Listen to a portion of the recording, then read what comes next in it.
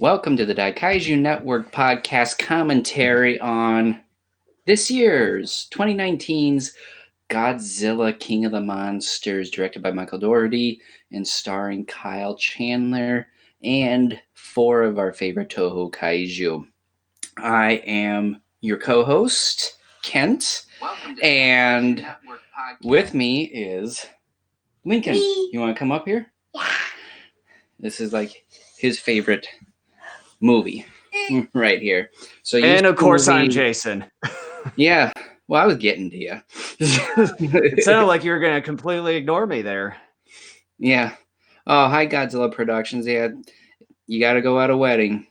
I understand. We'll be thinking of you as we go through the commentary here. So you, Lincoln, have seen this movie like 2.5 times already. What do you think of it? It's all good. All right. It's always all good. And Jason and I, we covered this obviously earlier in the year shortly after it came out. And we both, if I remember correctly, we both rated it as a buy and had a lot of strong things to say about it on the positive for the most part, a few maybe little nitpicks here and there. Since then, like, has your opinion on it changed any at all, or otherwise is it just kind of the same as it was about 3 months ago?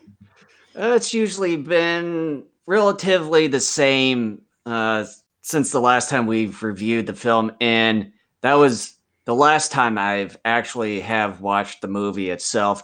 After that, I've went into watching some of the behind the scenes and the commentary, special features on the Blu-ray pack that I have here, which is the 4K Ultra HD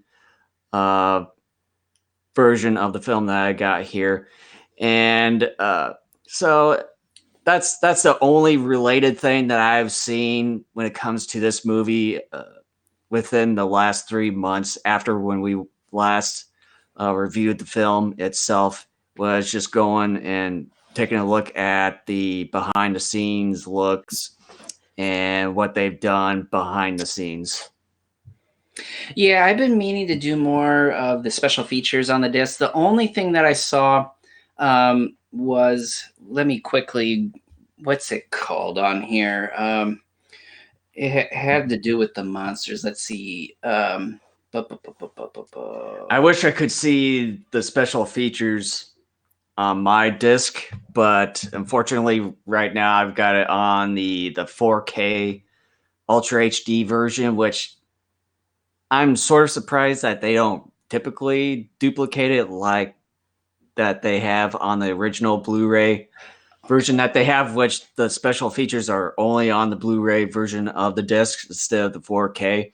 So it's just like it's sort of a little bit of a hassle when it comes to the 4K Ultra HD movies that have been recently coming out, is that they mainly put the special features on the Blu-ray version of the disc instead of having them on both. So yeah. So I only saw one, and after that I didn't look at anymore because the other three I figured were going to be the same. The one I saw is called Godzilla Nature's Fearsome Guardian, which I thought it was going to be more on sort of not just the kind of like a little bit of a mini history on Godzilla and then sort of how they approach Godzilla's design and character personality for this film. Instead, it's nothing but a bunch of stats, really is what it is. It's been like a month or so since I've seen it, but it was like 2 minutes, and it really wasn't worth your time watching it. It really wasn't. Sort of a ridiculous little addition. I mean, it could have been worse, but it really added nothing of significance to it. I've been meaning to go through, but of course, when you got little people to take care of, Sure. I still have movies that I purchased 3 years ago that I haven't watched yet. Yeah, it's literally the So, same thing with some of the movies and TV shows that I bought from G-Fest the last couple of years, and I've yet to see some of those. And I still have yet to finish up the Johnny Sacco TV show. yeah, some of those down there bought at G Fest a couple Yeah. years ago. Still haven't seen. But you were saying your opinion really is the same from about 3 months ago. Mine has changed a little bit. I will say that this movie is still incredibly entertaining. It is, I would argue, one of the more entertaining Godzilla films out there. Mhm. The thing is, though, I really think, however, this film takes a step or two backwards. Um, I um, I believe that sort of the tone and the artistry that took place in the first Godzilla film, the 2014 film, a lot of that is gone here. Mhm. Certain things mildly carry over, like a small bit of the tone, I would argue, carries over, but none of the artistry.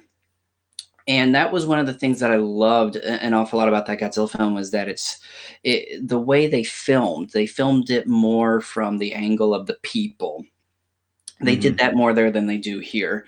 And I love the gradual tension and the buildup leading to that final battle in that movie. The first time I saw it, I was just like, I'm not sure I care for this. But then the more I saw it, the more I fell in love with it. And that's as I've said on this podcast many times before, that is like one of my top 2 or 3 favorite Godzilla movies of all time. Um, and I know a lot of people didn't like it, but I did. And I think it's one of the most beautifully constructed Godzilla movies. I also think, too, that even though this movie is a movie um, made for fans by and large, I think in many ways that mildly hurt the film at the box office because most fans are not going, most people in the general audience are not going to know a whole lot about these other monsters on here. And those monsters aren't as well crafted, or should I say, um, um, um, um, oh, constructed, I guess, as far as their backstory. King Ghidorah is the only one that has sort of a backstory to him, and even then, it's good, but it's still a little thin in spots. Um, Also, the story here is not that cohesive. I would argue Mhm. in places it's sloppy. One of the most obvious moments is when they talk about the oxygen destroyer. That's sloppy. They just mention it because they're hoping the fans will geek out over it. They're like, oh, they named the oxygen destroyer.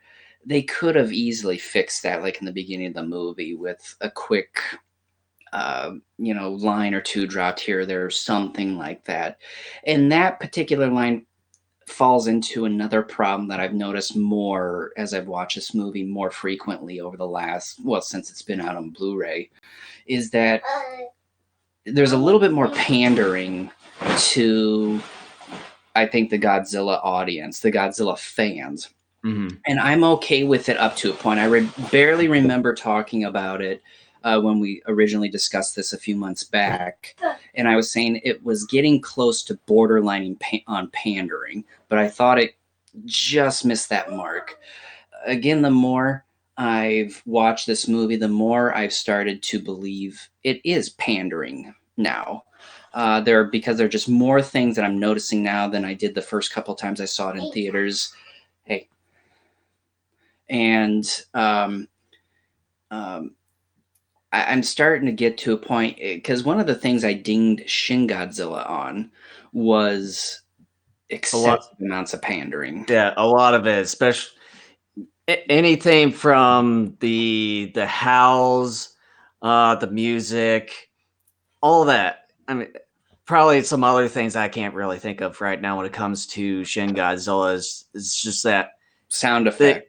yeah sound effect anything is just really pandering towards a lot of the like the hardcore, like they say, quote unquote hardcore fans out there. And to me, at times, you just need something a little bit fresh, a little bit new into the universe, or else it's just gonna really stagnate and start to deteriorate a little bit into where a lot of people wouldn't really care much for it anymore.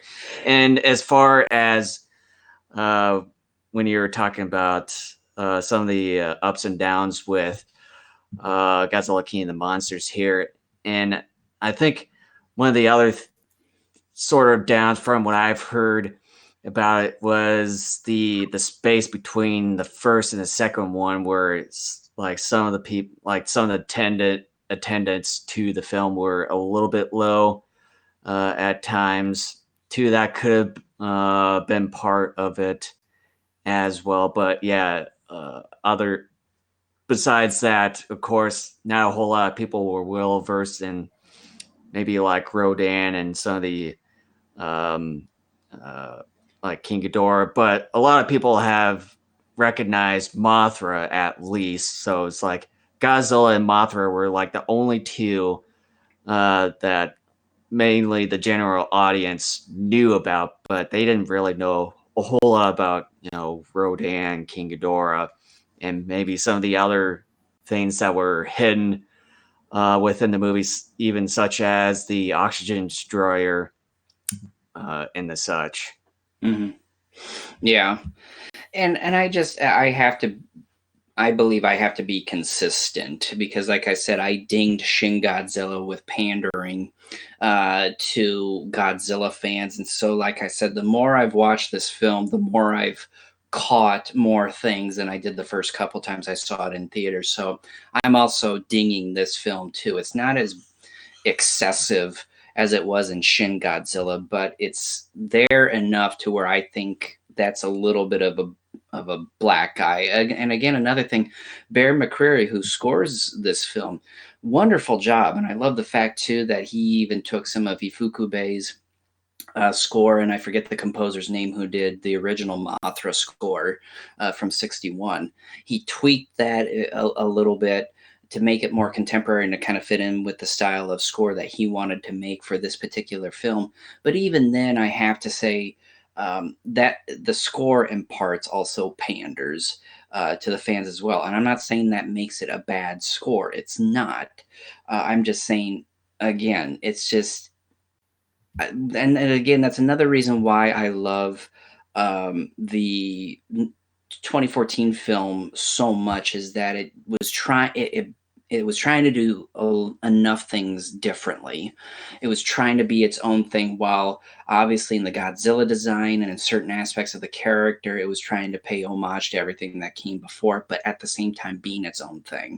Mm-hmm. And that's one of the things that I liked in this one.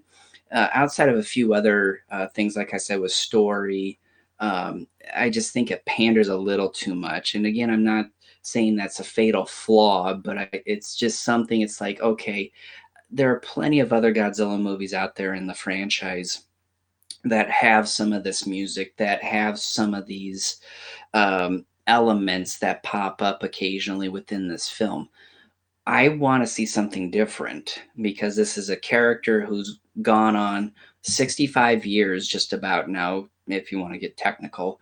And I just, this is how characters survive. They carry over certain things over the decades, but to make themselves relevant, they always have to sort of reinvent themselves. And I find that this movie, as much as I find it to be entertaining, it almost harkens back too much, I think, to some of the Toho stuff. And that's one of the things that the Nolan Batman did fairly well, even though it carried maybe just enough to make things recognizable as a Batman film, but also as far as the story, the score, and some of the backstory and everything.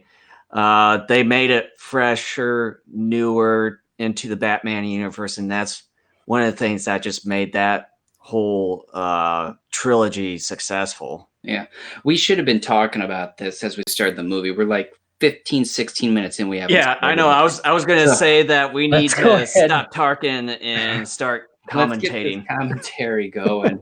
So I'm watching the Blu-ray version. And I'm watching the 4K. Let me unmute it. Let me see how high I got the volume on this thing here. Yeah, right now I've got on 6, but I've got subtitles going so I can at least understand what they're saying and everything. Okay, so I got the Blu-ray. Anybody And- who is not familiar with how we do it, I count down. I go 3, 2, 1, go. When I say go, you select play. Okay. And then I will put the Oh, that's right. I cover forgot page. you gotta hide the cam. You don't need to hide the cam. I just got the cover page right there. Oh, okay. I keep forgetting about that. Yeah, All we're on a different platform here. well, I'm used to the other thing. All right. All right. So, are we ready? Yep, I've got my thing highlighted on play and got my thumb here ready to Okay. press. 3, 2, 1, go. Well, Is this your it's all- favorite Godzilla movie? You've seen quite a few Godzilla movies. this Godzilla does not look right to me instead of that Godzilla. That's because that's from 2014. By the way, folks, I forgot to mention this at the top of the commentary. We're at the moment closing out the MonsterVerse with this commentary. Mm-hmm. For now, at least, until March. I like this opening. This is really awesome. Yeah, same here. I really thought there for a moment when the camera like shook and you saw the glitches there. I really did think in the theaters, I'm like, uh-oh, like something's actually wrong with the projector. I like that effect, though. And see, when you were talking about pandering, this is at least the very first thing that the movie does was bring the original war. And I think it's somewhat a bit similar to the 98 version of the Godzilla Howl. Well, yeah, it definitely is. Because I noticed it an awful lot during the scene. We'll get to it when they're in Antarctica, where he falls down an ice crevice, and you hear it clear as day. And I'm like, that's the '98 roar. Yeah.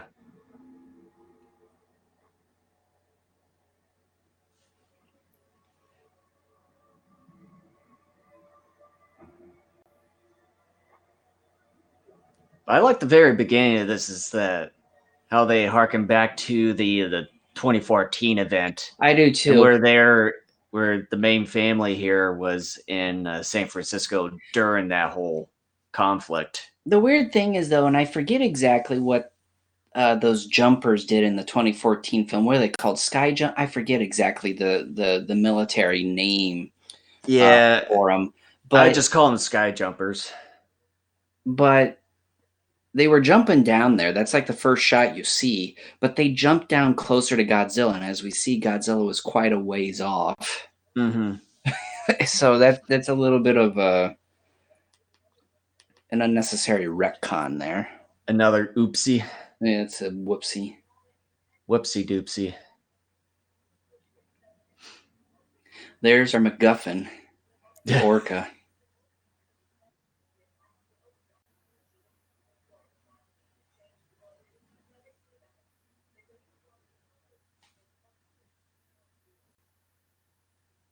I get flashes of like the beginning of Fallen Kingdom with this, because Fallen Kingdom kind of early on too, they talk about how that Isla Nublar is ready to explode. The volcano on there is ready to explode, and you see these TVs, showing video in DC about people, wanting to see the dinosaurs or have them die there. It's just kind of a similar start.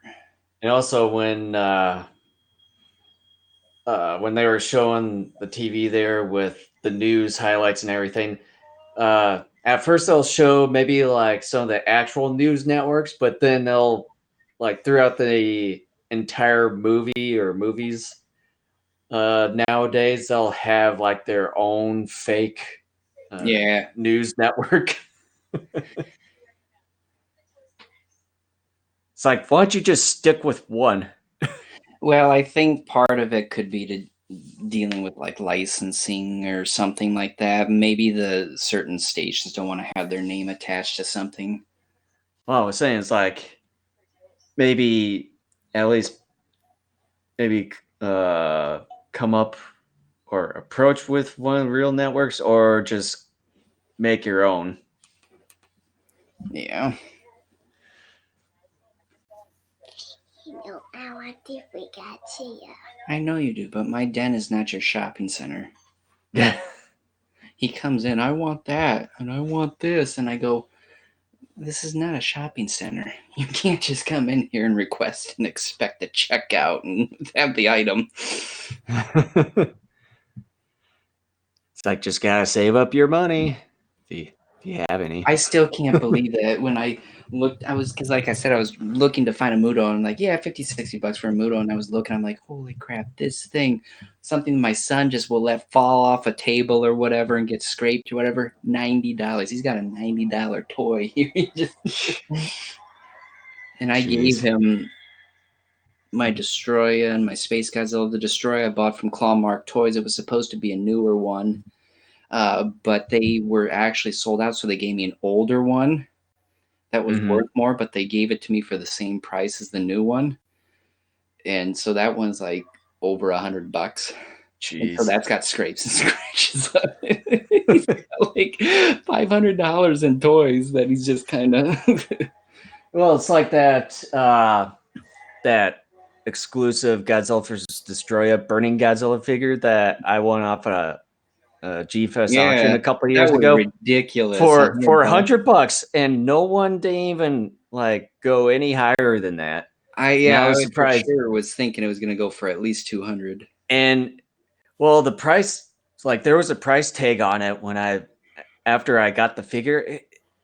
Like someone was asking for $230 for that figure. I think that was Clawmark. Yeah, maybe, I don't know. So now we're at one of the pyramids that has the Mothra egg here. You know, they show the hieroglyphics in the pyramid here, and then of course they display them prominently as we open up the movie. I wish they would have played more into this film, because like I said, we don't get a whole lot of backstory on the Kaiju, or the Titans as they're called here. Yeah. And I was watching the behind the scenes, like specifically on Mothra, and like the how they designed it and everything. I liked when they had didn't have all these lighting effects around the Mothra egg.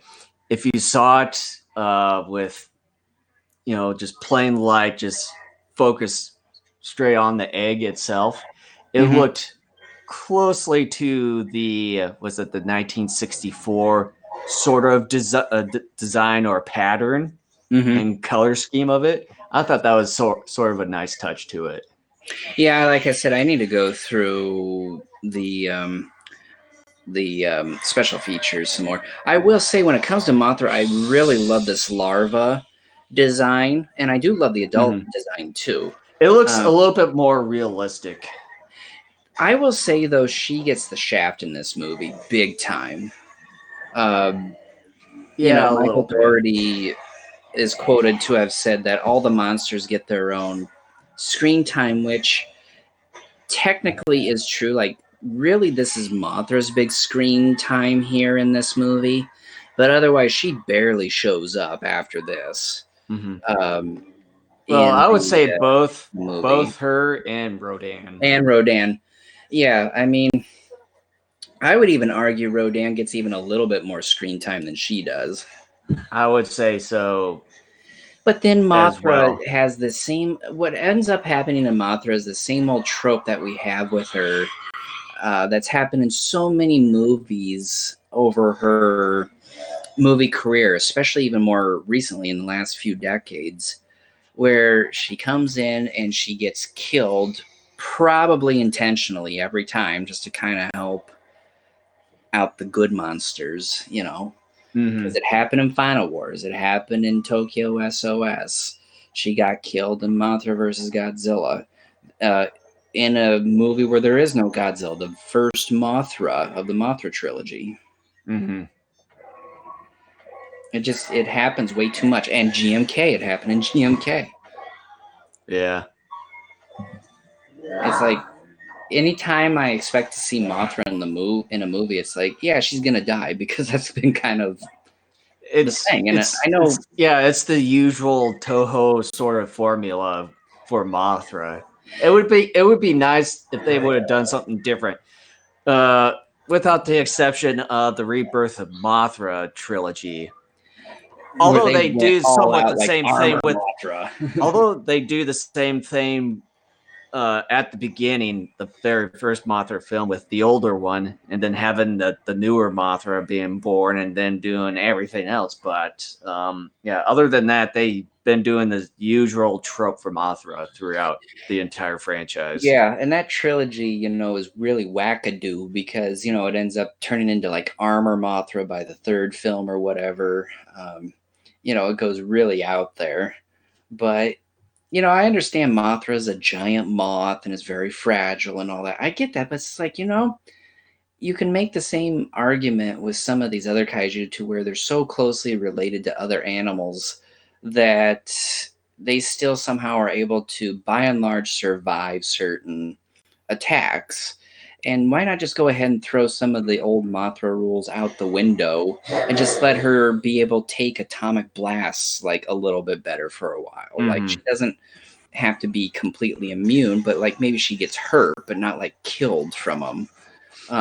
But like Kong in King Kong versus Godzilla, yeah, he got hurt and singed, but it never killed him, Yeah. And do something kind of like that, where it like burns her, or hurts her a little bit, but doesn't kill her unless she gets like a long stream or something coming at her.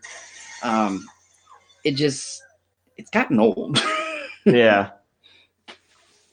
I just wish she had more time in this film. Same thing with Rodan. Yeah. So now we get Jonah and his crew infiltrating the area, taking Russell, Emma, and Madison Russell as hostages.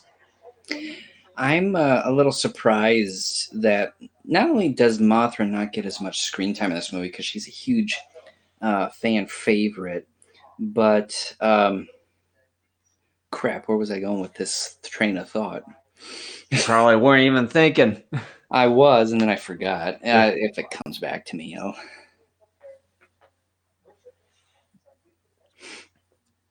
Here we are at the Senate hearing scene. The Verizon guy.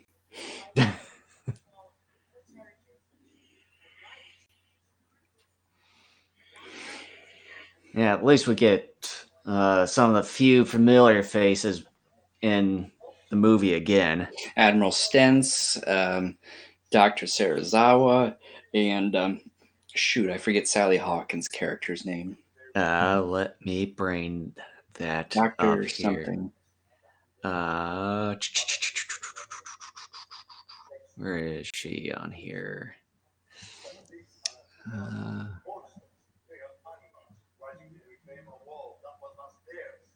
Vivian Graham. There we go, Dr. Graham.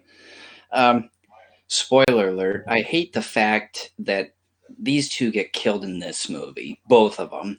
I could see maybe killing one of them off. Vivian Graham's end was a bit unexpected, and I would say it seemed like a little bit uncalled for. I think they could have done a little bit more with her character, but when it came to Sarazawa's, I think he had a reason for what he did. Yeah, but then they could have had another character take his place too. Yeah. Because you could have had one of those generic military men. But I think this is when Kyle Chandler, I think, steps in, which Kyle Chandler's character comes in and somewhat replaces Dr. Sarazawa, whereas he's going to be in Godzilla vs. Kong. Right, but it still would be nice to have at least some carryover. Like either have Graham or Sarazawa in the next film too. Right, yeah. It would have been nice to at least have Sarazawa still alive. I think yeah, like Sarazawa, and of course we're getting quite a bit ahead in the movie here, but like it still would have been nice to. I think if I had to choose one of them, I would have had Sarazawa carry over into the next film. Well, I would But say anyway, we're getting ahead of ourselves. I would at least say him and along with Kyle Chandler at least. The To Verizon tie the guy should film, have all the sacrificed films. himself. Can you hear me now? No. Good. Oh. Well, you're thinking of I know the other old guy. I know. I who's know. now a Sprint for some reason. Because he's sold out.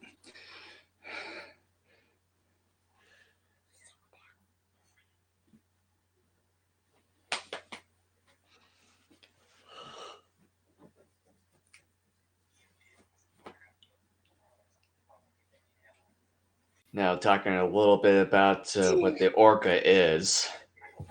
Basically, a prototype that essentially shouldn't have been made to begin with.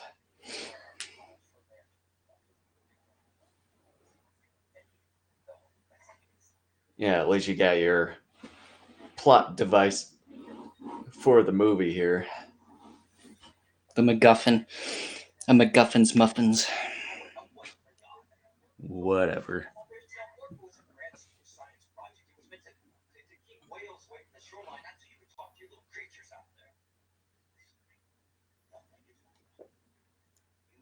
You know, it's also kind of funny that Kyle Chandler's sort of back in the same universe as Khan, whereas That's right. he was in the movie as that movie star in the 2005 remake of King Kong. Can you imagine that? Like, you didn't like. It would be a grand thing to be involved in just one of the those characters' films, and instead you end up in both, and then you end up in another one where they both collide. Yeah. Whereas he's going to be in the next movie with both of them colliding, so that's sort of like a full circle sort of thing. It'd be great to get some of those characters from Skull Island back for the next movie, but that's not going to happen because technically those characters would have to be like in their 60s and 70s. Yeah. Well, you at least do have one of them back. Yeah, at least do have one of the characters from Kong Skull Island back in this film, which is that the African American guy who's being played by that one dude that was in Terminator 2 Judgment Day. I forget his name. Yeah, I know the actor who. I'm trying to remember what character he was. How do you know that's him? Do they say it in here? Oh, I've watched a lot of the YouTube videos from other people. Okay, then that's a problem with this movie. They don't. We got to watch it because if they don't say anything in this movie, then that's on this movie. That's a boo boo on this movie. Let's see here. Trying to think of that one guy's name.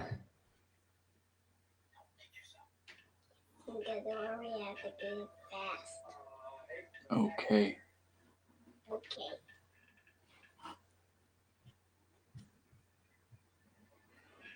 I'm looking to go see Joker on Tuesday, by the way. I'm planning on seeing that one tomorrow. Let's see here.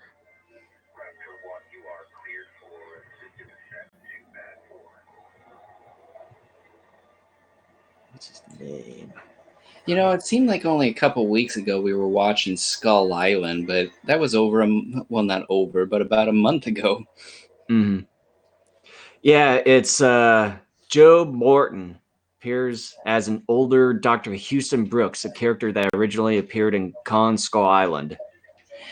Okay, well, then we need to pay attention to the movie to see if they let us know about that, because my understanding, I recognize the actor because he's sort of a I don't want to say prominent because that's not the right word, but he's recognizable. And he's Mm-hmm. been in some TV series over the years and a few other films, including Justice League. But to my knowledge, they never talked about him Yeah, being because on that Skull Island in this movie. he's the one that's stationed over at the waterfall where Yeah. Mothra was staying at. We'll just have to pay attention, see if they say something. Ice Cube's kid. Ice Cube's man.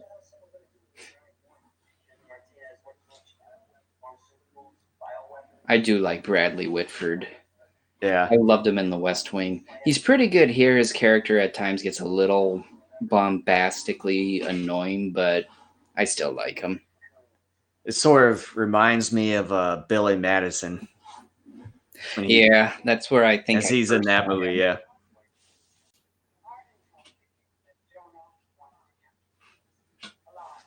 Get them the Dodger bomb.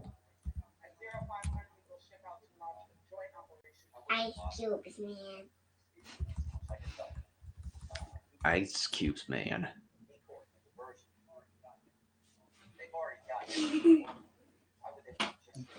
The Ice Cubes of my daddy, old man pal. Ice Cube's man, daddy. Poops your bong. Okay, stop it with the bongs.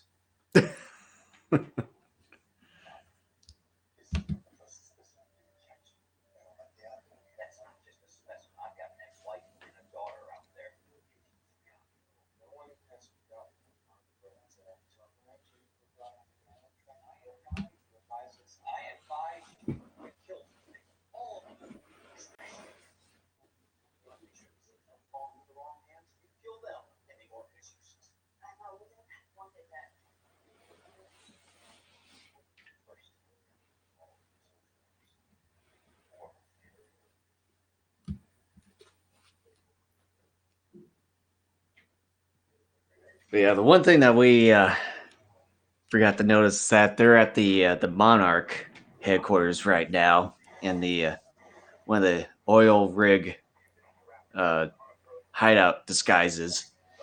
It's fairly unique headquarters that they have in there. In my And then- opinion, one of the most recognizable sort of shots in the movie is that shot as they come down and you see that female Muto head. I Yeah. love it. It's pretty interesting. It would be pretty interesting on how that they got that down there. You probably don't want to know. You don't And then want now they're at one of the other Monarch posts here in Antarctica where King Ghidorah is located. And you get, according to you, one of the other pandering Yeah. things of this is the nameage that they gave Ghidorah, which harkens back to Godzilla vs. Monster Zero. Obviously, Monster Zero. Yeah. I wasn't going to say anything, but because I thought I had already made my point. Well, just thought I would solidify it.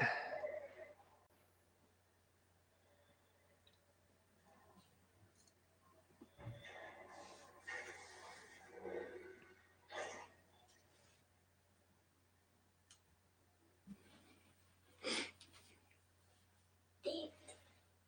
It's the date.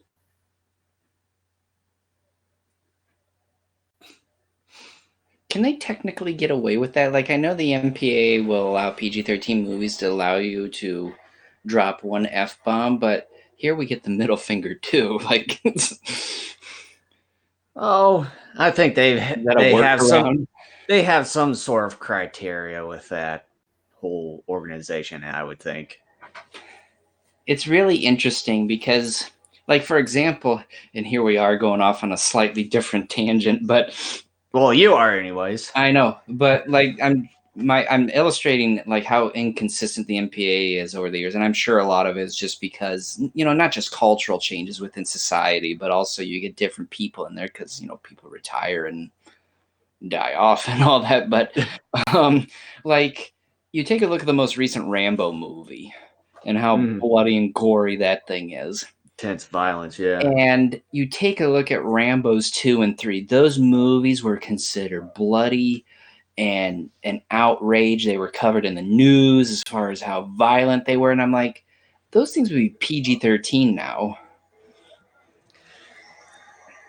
Well, and then you get this whole quote unquote controversial thing going on with the Joker, especially with what happened several years ago. But then you have to tell yourself and then others, like, dude, there's Rambo that came out here. You're not saying anything about that? Come on. It's like a lot of it's just fake outrage nowadays. Well, I think at the time of like the Rambo sequels, it was because the Rambo movies were popular. Stallone was popular. And and you had horror movies come out at the same time, Silent Night, Deadly Night, for example, that were way worse. In fact, there was a kind of a controversy around that, but it didn't get covered as widespread because, well, there were no big name stars behind it or anything like that. And then Joker, of course, comic book movies have been the big thing for 15, 20 years now. And so, Oh man, of course you have your Halloween themed horror movies too. So yeah, but now we're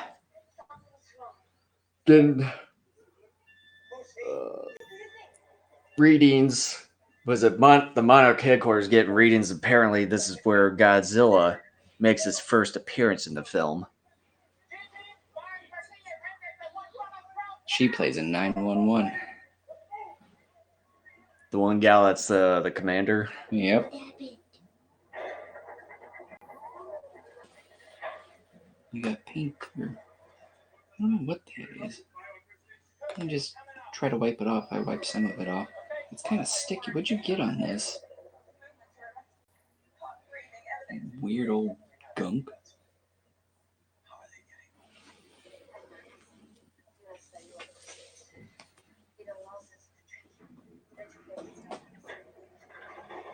We'll have to get a damn paper towel or something.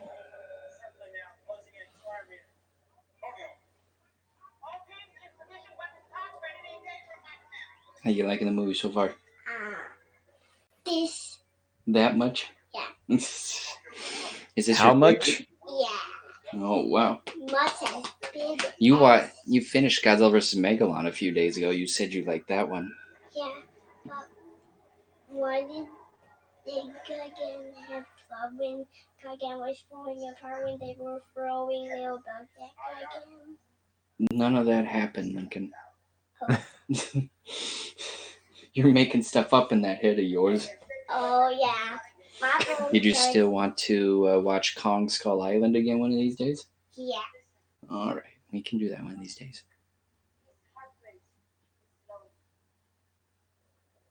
I don't have any gorilla toy.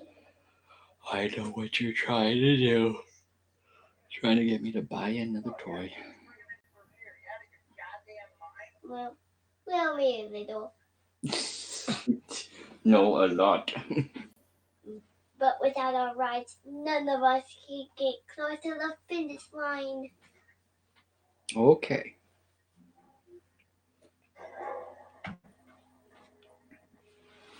I do like this shot coming up here. Same here. I was just about to say the same thing, and you stole my thunder. Yeah. Thunder stolen. Now it's mine. Special power. Pikachu, go. With special power. It's like it's one of the shots that you rarely see of Godzilla. Being in the ocean, just swimming around.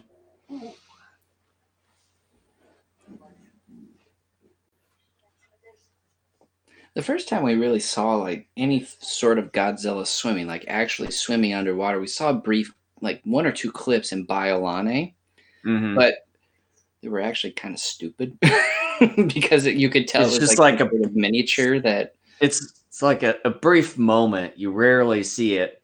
But the Whereas, pose there is ridiculous with that Godzilla, and it yeah. wasn't until the '98 film where you actually saw Godzilla for the first time Mm-hmm. swimming underwater, and then the 2000 film they had a scene where you saw it there, and then I think a couple other movies in the Millennium era did it too.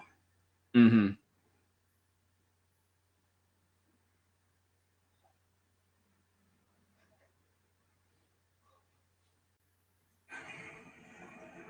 Boo!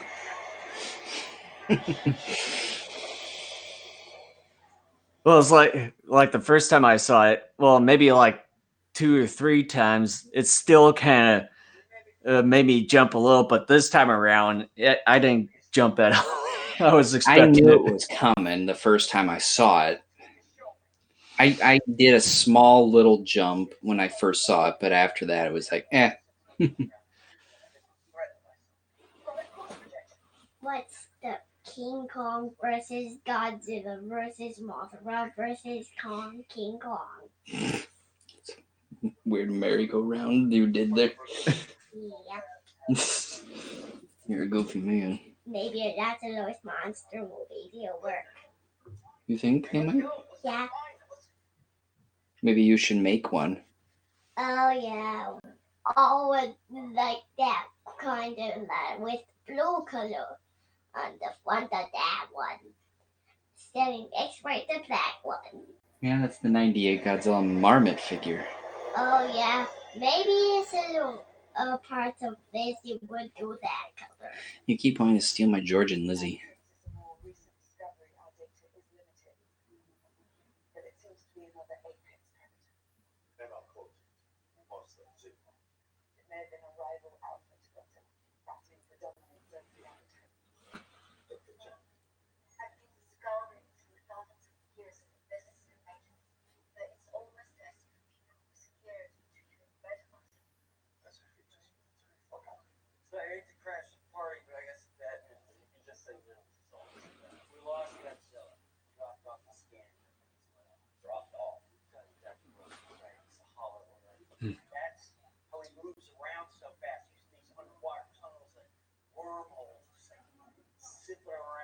I really like how they bring in that whole Hollow Earth theory into the MonsterVerse Yeah, and sort of make it as like part of everything, how they travel fast. I'm telling you, dude. Kong Skull Island, terrific movie, well written, and it's a fantastic film. I'm just shocked I don't watch it all that much. Yeah. I need to watch it more. For me, I just gotta watch a lot of the older stuff that I've bought, but I haven't gotten around to it yet. He-Man and She-Ra came out this last Tuesday too. Oh yeah. Speaking of which, I was at Target and I didn't even bother to think if they had it or not. My Target didn't carry them, so I don't know if yours would or not. Yeah, if yours didn't, then mine probably wouldn't. Best Buy should have it.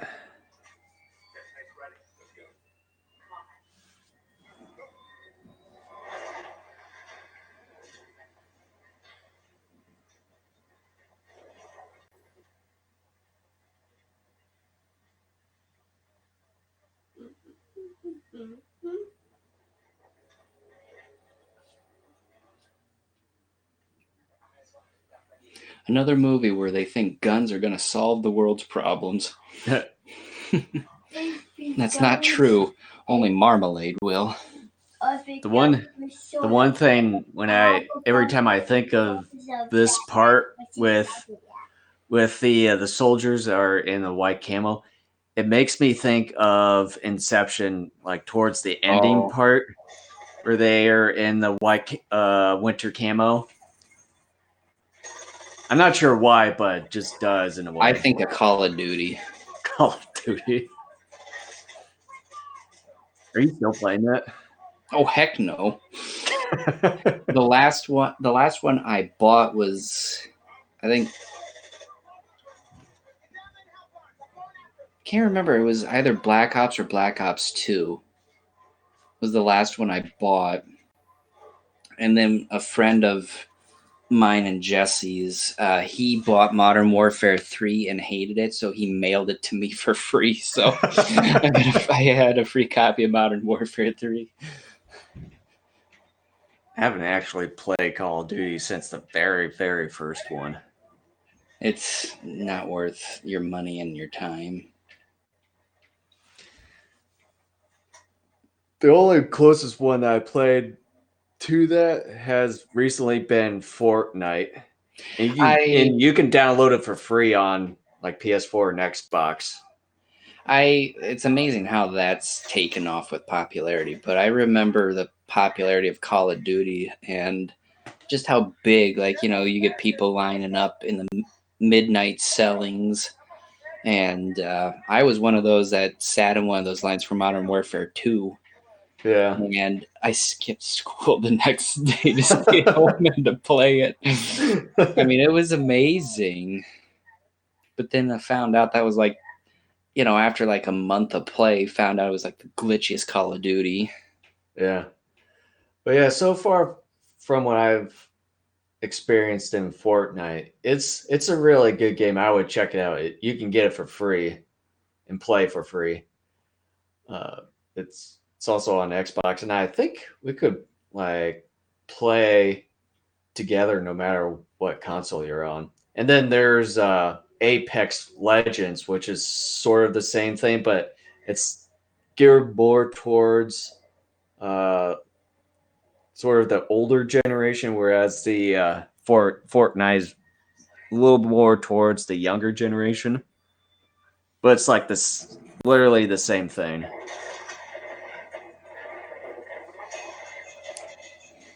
She's wackadoo. I mean, why would you unleash a monster like that, when you got a kid who's going to grow up in this weird world and you think you're going to be able to control these monsters? Especially if you're going to unleash practically all of them. Well, she was wanting to try to coordinate and try to control the monsters until she unleashed Ghidorah, where Ghidorah was basically like, no, I'm in charge. I can do whatever the F I want. They were talking about 17 Titans and counting. It's like, okay, well, you got this one device. How are you going to control that many Titans with just that one device?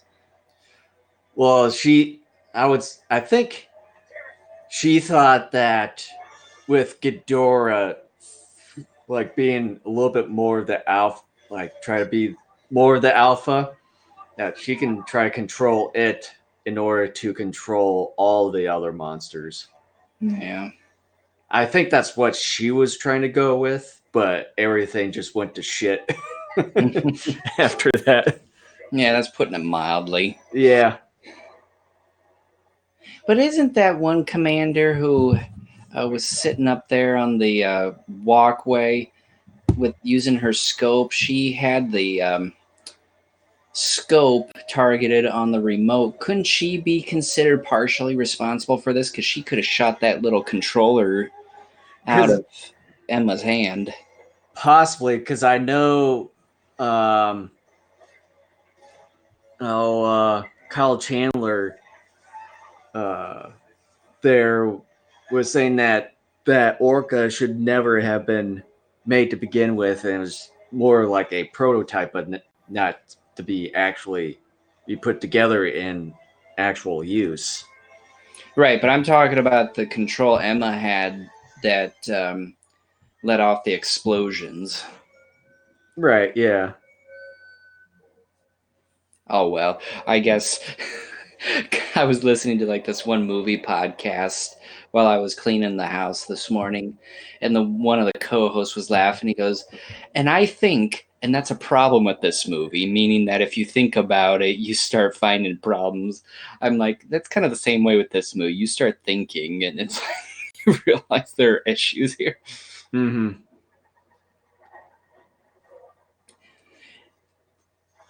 Now, I know online I've heard other people confirm this, and I definitely thought it. And I don't know if you have mentioned it or not, but every time I look at the Ghidorah heads, I think of Smaug. Yeah, a little bit. Still pretty cool though. Mm-hmm. Like I was saying back when we covered this episode, it is great that finally, and I know some people would disagree with me, but I think there's enough evidence out there to sort of support kind of my stance on it, maybe a little bit more. We finally get a badass Ghidorah. Wasn't bad. Yay. I was kind of hoping to see like a really cool Ghidorah and like an actual Ghidorah that can rival Godzilla, and here we are. We get, I would say, the best Ghidorah so far. I mean, Ghidorah has always been cool. Or Ghidorah, as some people will probably be like ready to pull their hair out. Or Ghidra. But anyways, I've always thought Ghidorah was pretty cool, but with the exception of maybe a couple movies, and one of them potentially being the Grand King Ghidorah from Mothra 3. I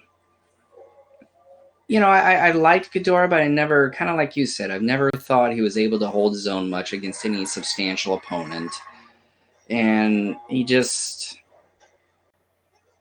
was cool, but always sort of too much of a coward in many cases. A little bit of a downer. Yeah. And that's where we think that Mechagodzilla was more of his nemesis rather than Ghidorah.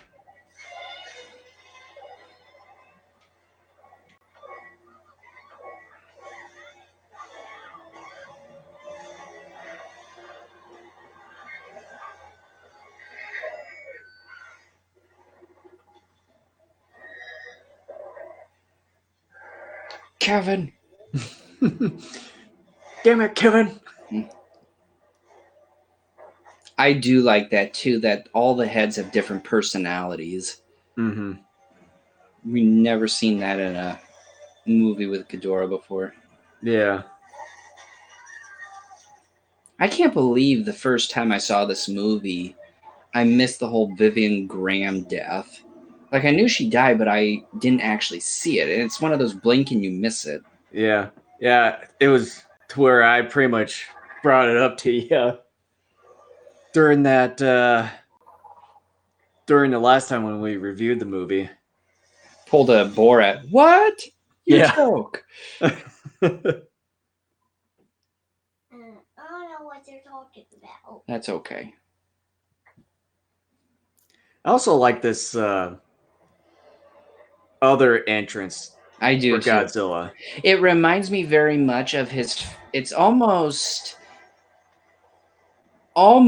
exactly like his initial entrance in the 2014 film when you see him like stepping down and kind of getting his footing ready. Mm-hmm. Right here. Kind of like at that scene at the Honolulu airport. Where in that one it's just all fire and explosions, whereas this one's in the cold, Ice. desolate Antarctica. You're not sending me to the cooler. You're not sending me to the cooler.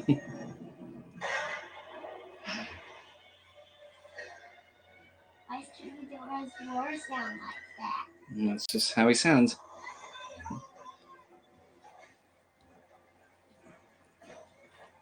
Look at what we got going on here. Oh, yeah. Playing what? I like that head slam. That's always cool.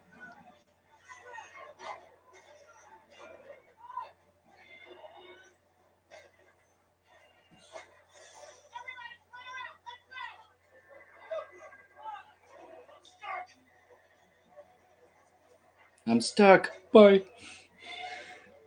Well, I know when you mentioned earlier we're with the 2014 film where it was kind of where the camera was sort of more angled with the humans and stuff. This movie does Oh yeah, I didn't say quite this a bit didn't. of I it said too. the Yeah. 2014 film did it a lot more, and that was one of the things I liked. I said you get some of it here.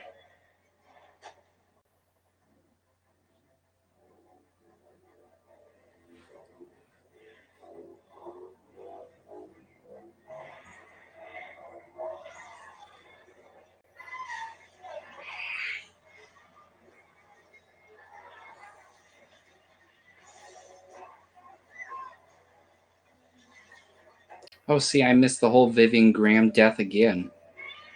No, not yet. There you go. Yep, there's that roar. Oh, there we go. I thought we were right at the end of the fight. Nope. What did Godzilla try to do? He ate a person.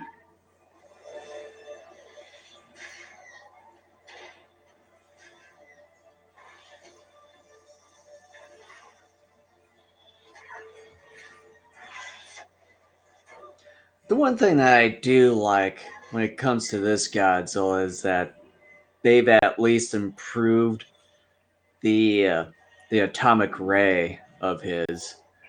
Whereas in the 2014 one, it seemed, in my opinion, a little bit weak.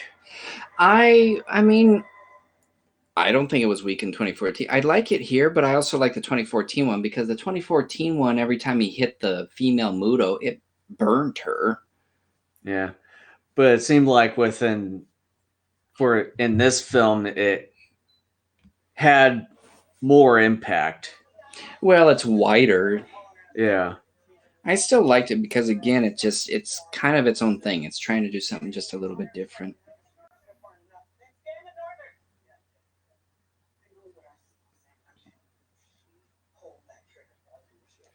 With all due respect, Colonel, why didn't you shoot it? You're just as responsible. See? Sorry, Colonel. See, you called it.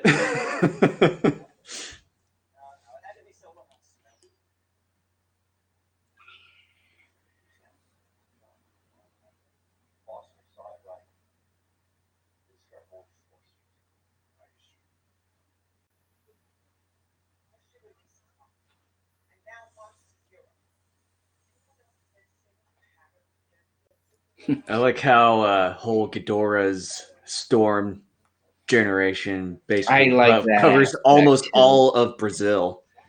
I like that they actually included it. I'm like, you know what? That actually makes sense for an extraterrestrial creature to like have that as a means of Because I think I've heard about that whole thing before the movie was made, but you never actually saw it in the Godzilla films. Yeah. Here they actually did it, and I really appreciated that.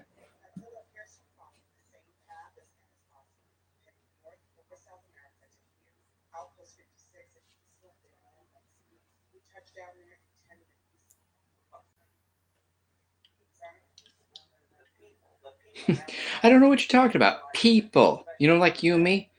I what?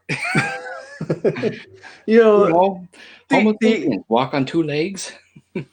Yeah, can speak, write, read. What?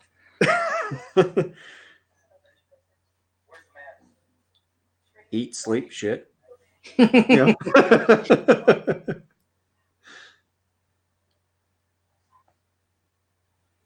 I'm sorry. Yeah, you are the one to blame for this, kiddo.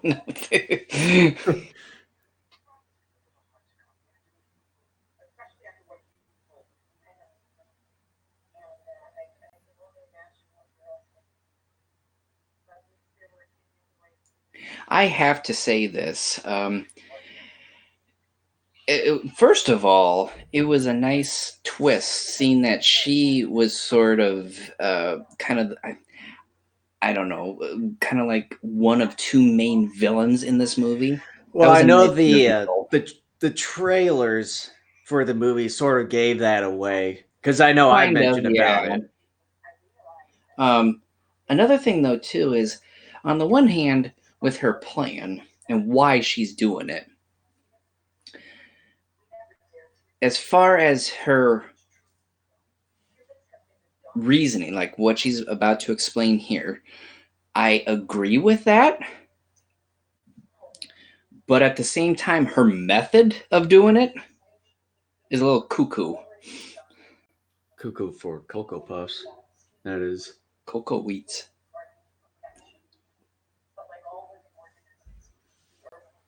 Just like some people say, Thanos was right. What you call Or like sometimes they say Thanos did nothing wrong. that I see right there. Which one? The black colors all over it. Oh, Black Panther.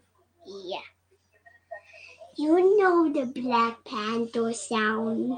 They sound like one that makes it roar. It's a human. He's like Batman, except he's called Black Panther.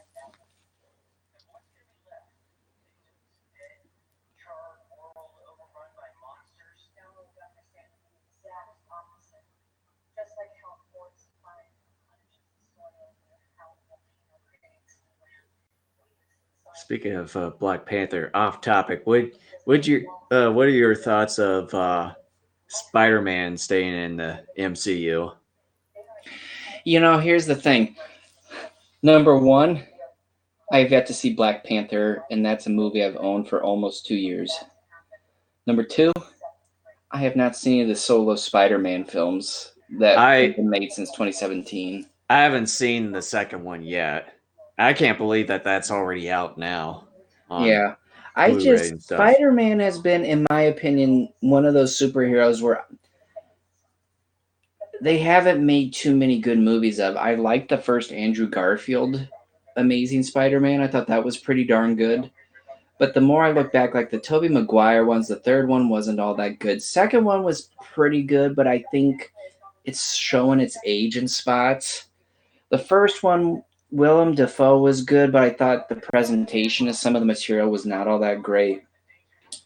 Second Amazing Spider-Man would have been great if it wasn't so friggin' long and boring in a lot of spots. And I listened to a podcast review on Homecoming, when that came out a couple of years ago. And I heard that some of the writing there wasn't all that good as far as with Vulture, and just certain things were not as cohesive as they should have been. And it was maybe dull in a few spots too, from what I heard. So I've been reluctant to see that one. And then I've heard with this one sort of is distracting because I guess Mysterio in like the first half of the movie or whatever sends out these holograms of ice monsters, fire monsters, water monsters, and all that, and Spider-Man spends a lot of time fighting those, and it really has nothing to do with the film, and there's again crazy writing. So again, I'm just sort of hesitant because Spider-Man's one of those comic book characters I just am like, they've made, in my opinion, one pretty good film, and all the others at best are meh. Well, was it when I was at a friend's birthday party last night, and it's like one of the people that were there had a good analogy where like Tobey Maguire played a really good Peter Parker, and then you had, was it Garfield, like doing a really good Spider-Man, and then I said that for years. And then Tom Holland here is like probably the best balance. I was saying that for years. I was always saying Maguire was a great Peter Parker, but his Spider-Man was a little too wimpy. And I've always said Garfield's Peter Parker was way like miscast, but he was an awesome Spider-Man. Yeah.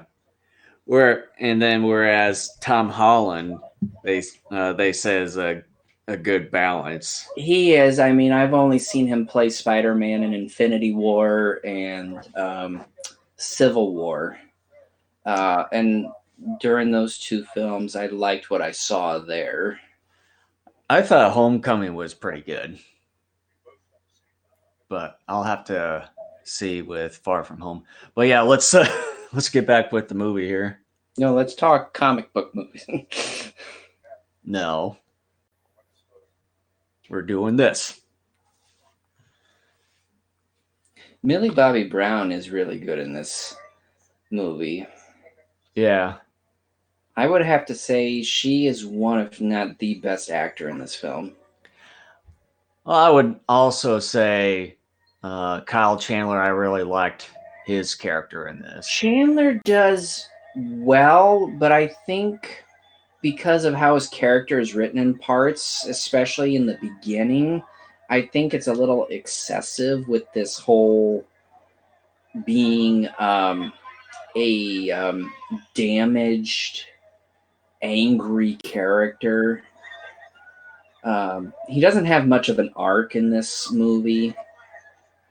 Well, I mean, it sort of makes sense, especially with their son dead from the 2014 yeah, incident. but again, nothing really gets resolved with his story here. And I understand he's going to be back in the next movie, but let's pretend you didn't know that.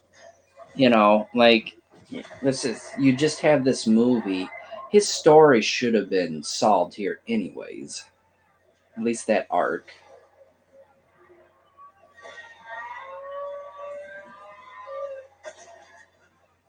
Whoa, that was a big one. I really like how they did Rodan. I do too. He's got this vulture-like face. Speaking of vulture. Speaking of vulture, what's he trying to do?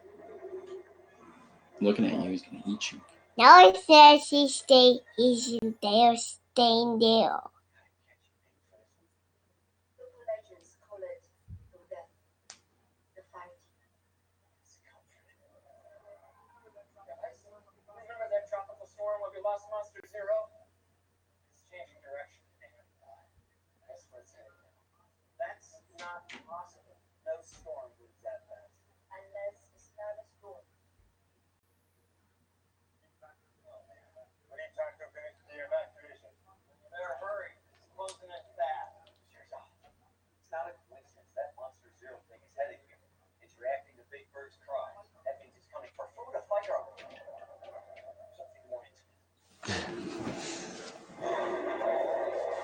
Did you notice when Graham and Sarazawa were getting ready to leave that Senate hearing at the beginning of the movie, that Verizon man was putting on a video where he was talking about Titan reproduction, how he was blurring out parts of the genitalia?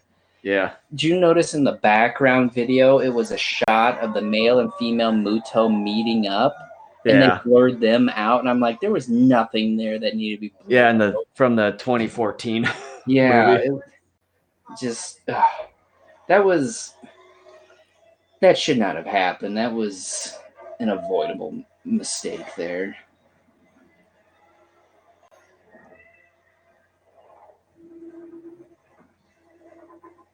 I find it interesting you have the opposite effect going on here with Rodan from his debut film to this more recent film where in 56, what was it, Mount Aso? I think it was. I don't know. It's been a long time since I've last seen ended up killing those Rodans. Well, here he's actually living in one. Yeah. How ironic.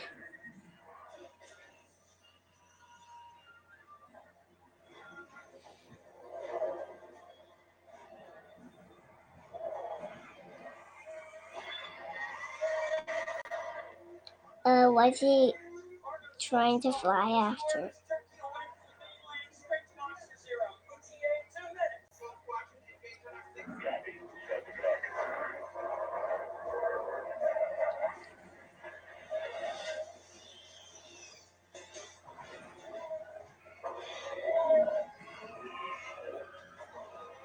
Wow, that's cool.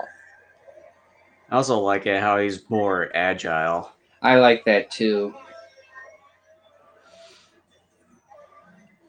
Whereas, like, Try getting and out of your suits. No. it's like compared to the whole Godzilla franchise, they just made him a little bit more stiff. Although with Godzilla Final Wars, they made him a little bit more agile. Some of that there too was CG. Well, yeah.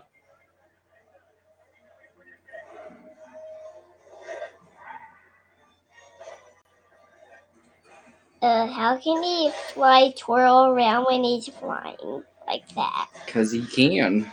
He's just that good.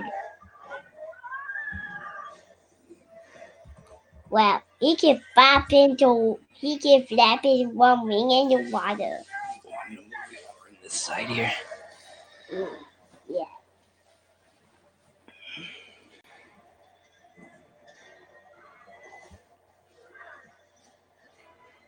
Wow, Michigan State's actually hanging in there with Ohio State.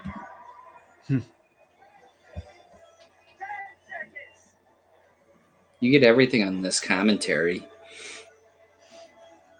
Yep. That shot there looks like from the giant claw. I watched that here the other day, and there are a couple shots in there that remind me of what just happened there. Yeah, I sort of got that impression too when I first saw that one shot in one of the trailers. I like that shot as we enter the storm and you first see Ghidorah there. Mm-hmm.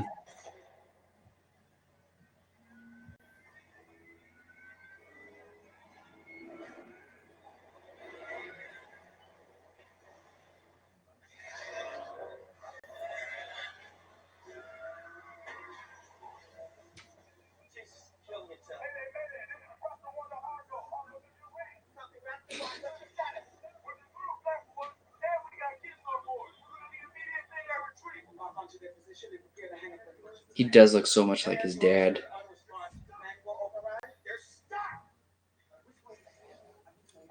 Are stuck. Well, go fix it. No, my Twizzlers are stuck. I can't get them out.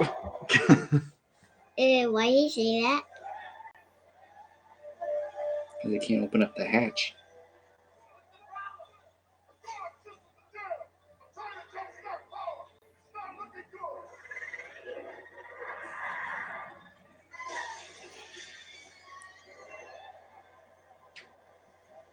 Well, they're gonna blasting.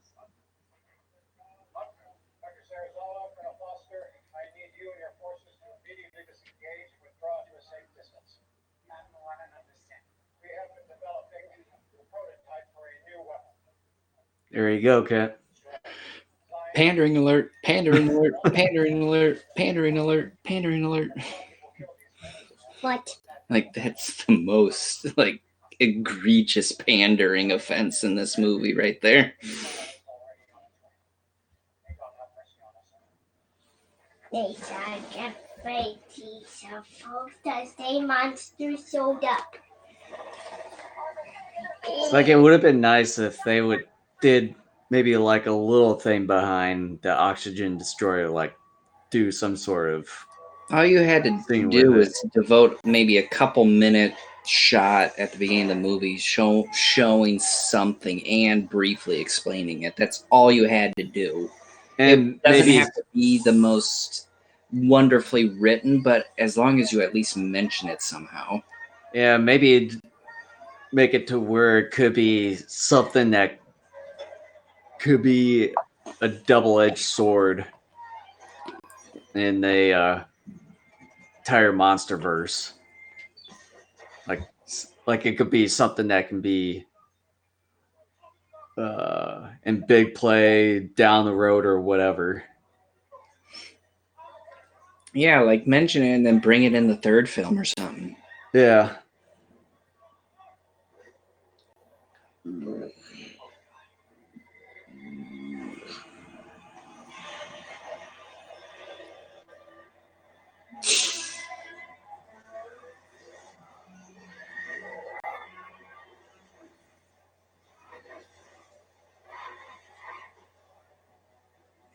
What's Godzilla trying to do to Rodan? He's not fighting Rodan. He's fighting Ghidorah. King Ghidorah, you say? Yes. Yes. I even have Hope saying the names of the monsters. She's like, King Ghidorah get bigger, he destroy Godzilla. Let's hope that he destroy Godzilla. She just came up with that idea herself. And you.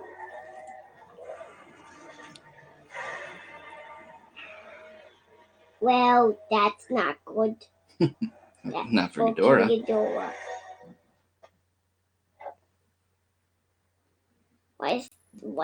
Why'd that come from? That was a missile. Oxygen destroyer. Isn't that going to create a tsunami on that village nearby? I don't know. They didn't really show it. But then right here, it doesn't really seem like it. All you get is a bunch of dead fish.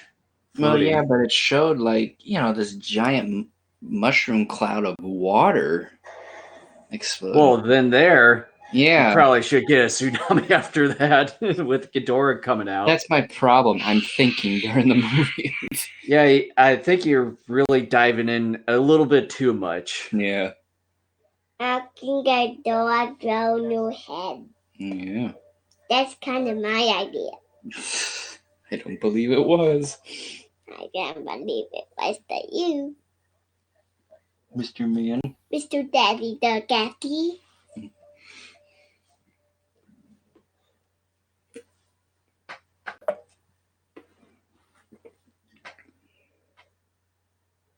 How many people, except for maybe, actually, no, scratch that. How many people really thought Godzilla had died? Yeah, no one. Maybe some of the kids, but any adults, no. Well, if you had another movie announced that's going to be after this one, then you'd be like, yeah, no, he's not dead. Well, it's growing new head. Kevin. What's Kevin mean? It's a goofy name they have for that head.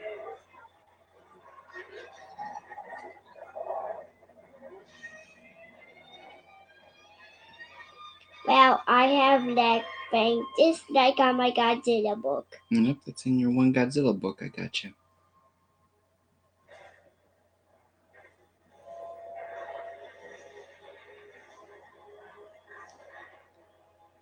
How can they poke a hole stuck in that?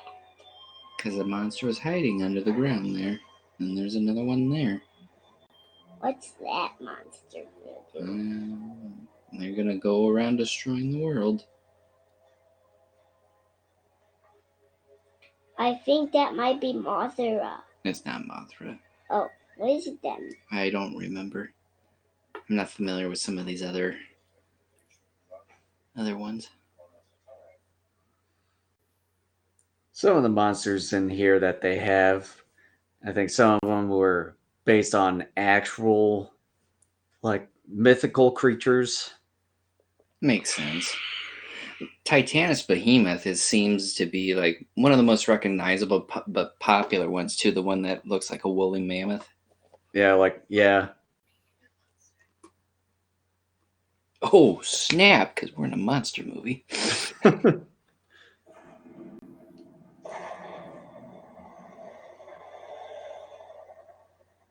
So yeah, you should be able to see Joe Morton here.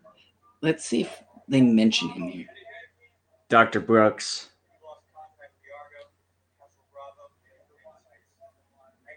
Yeah, Skull Island. Yeah. Maybe we could watch the other Godzilla movie with the Moodles another day. Mm-hmm. That's what I like.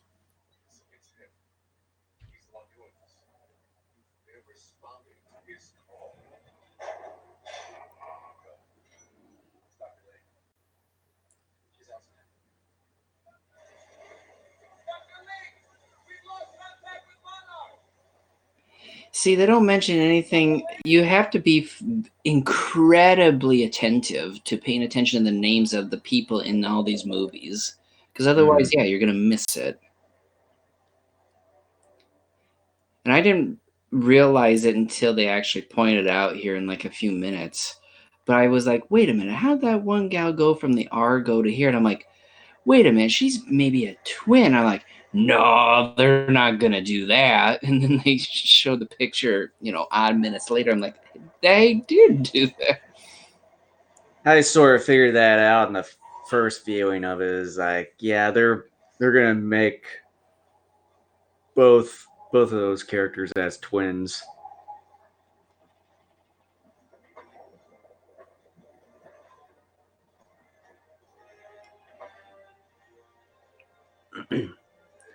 I wish they would have made more of a connection with Brooks. Like, really been like, hey, so, like, tell us about what happened on Skull Island, or, something kind of like that. I wonder if they will have him back for Godzilla vs. Kong. Let me see. What did you call that monster? What do you think it was? Something. It was Mothra. What's Mothra trying to do? She just hatched from her cocoon.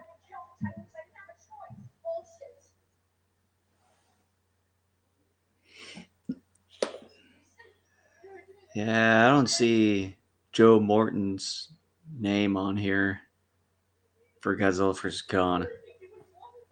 Let me check another place here.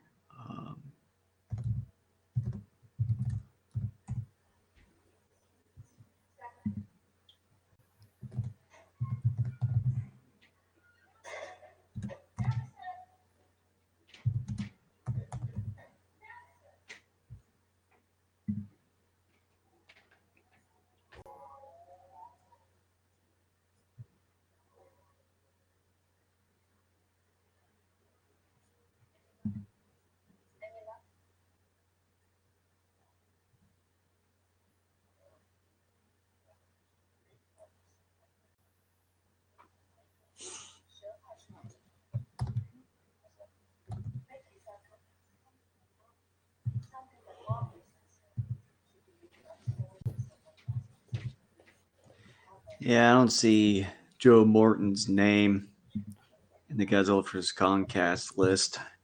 Then that means you have to like really be attentive to all the names and know that this is in the same universe, because you have to pretend like maybe there's no internet and people watching these movies don't know this is related to Kong Skull Island. Because you setting up this particular MonsterVerse at least to include Kong Skull Island, really, when you think about it, except for the end credits here, where they kind of tease it and make you wonder if that could be, they've done it actually pretty well.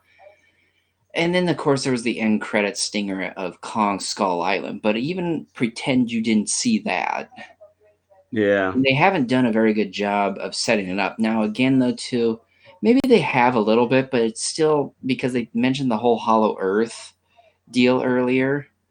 But still, there just isn't enough callbacks to kind of get people to be like, see, this is connected. Yeah. I wish they would have done more of that. I wonder if they might do that for the upcoming movie.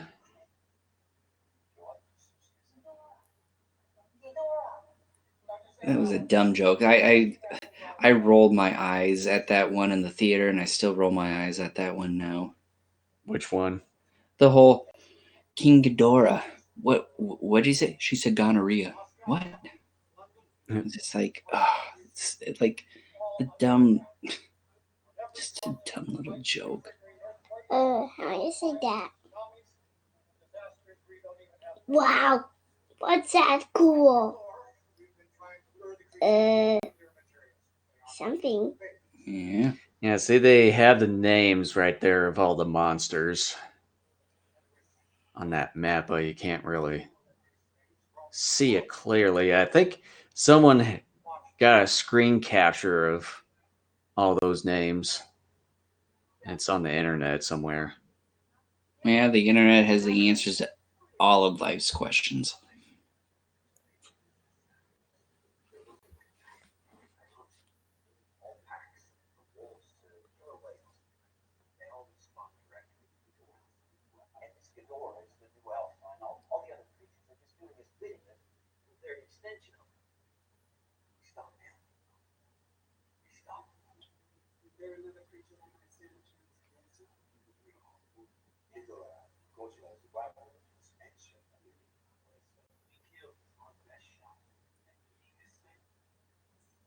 Yes, you did. Way to go, humanity. Yeah, one of the monsters' names I saw on there briefly was Titanus Typhon. Or Typhoon. I think it was just Typhon. I'm going to find a list of these. List of Titans. Maybe this Uncle Jason come to my house. He might. Maybe next year. Oh yeah, maybe another day. Maybe somewhere. Yep. Yep.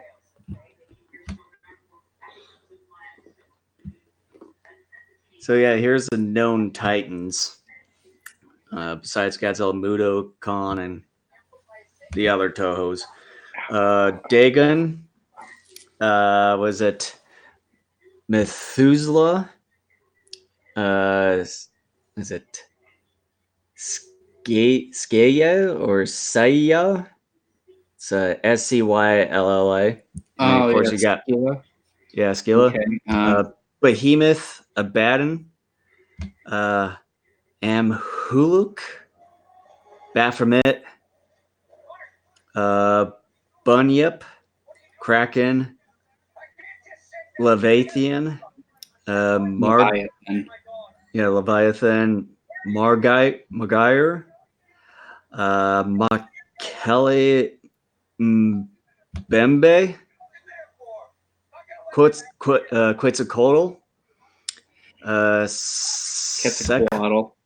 Sekhmet, Tiamat, Typhon.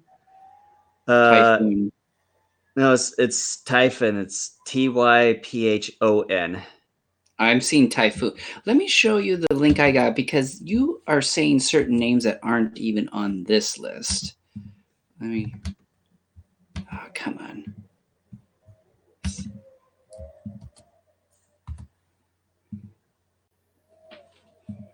Because I'm looking at this one here. A wiki, yeah. And then see, what this was one? I don't even think has all 17 of them. And then the last one was Yamada no Orochi.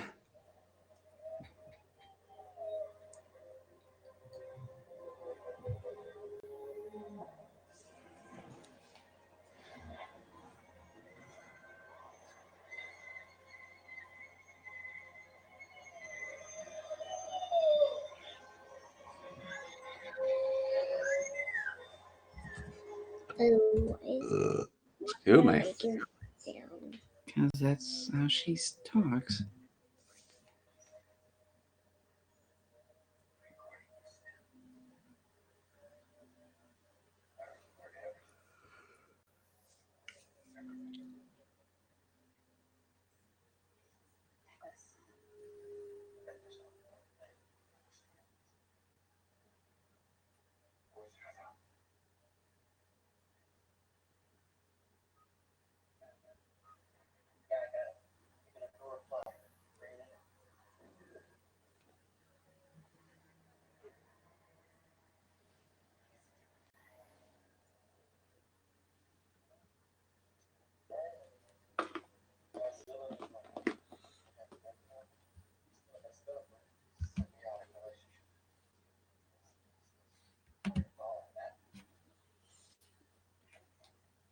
Even the Verizon guy knew that Ice Cube, son. Even Dad knew the Ice Cube house. What? That's a good one. And see, here's also another first for the entire Godzilla franchise is that we get like throughout the 65 years, we'd never actually seen where Godzilla goes or where he spends some of his time. Whereas in this Well, movie, we finally get that chance. one could argue you kind of saw something in the original, like right there at the end where Sarazawa and Ogata are going to plant the oxygen destroyer. Maybe, but they don't. Because he's resting down there. I mean, you could probably, well, with animals and stuff, they can just probably go all over the place. They probably didn't even really think about it.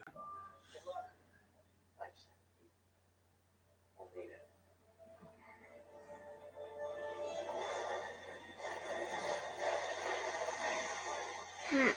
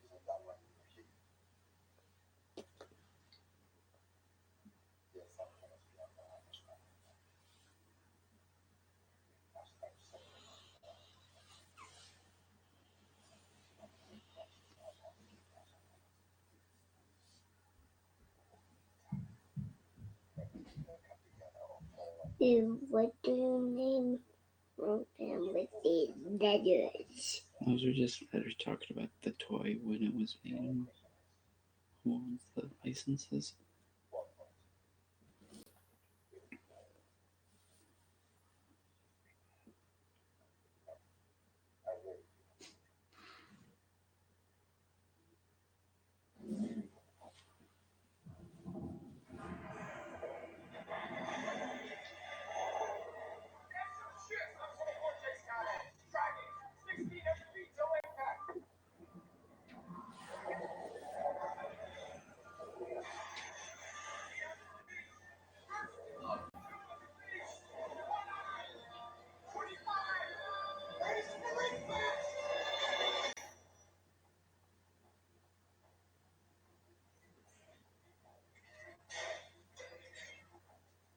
Drinking water in a bag?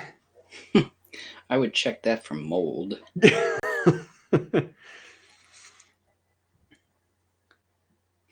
gonna be like static water. I'd check that for mold and coloring. Because that may not be water. Even the taste, too.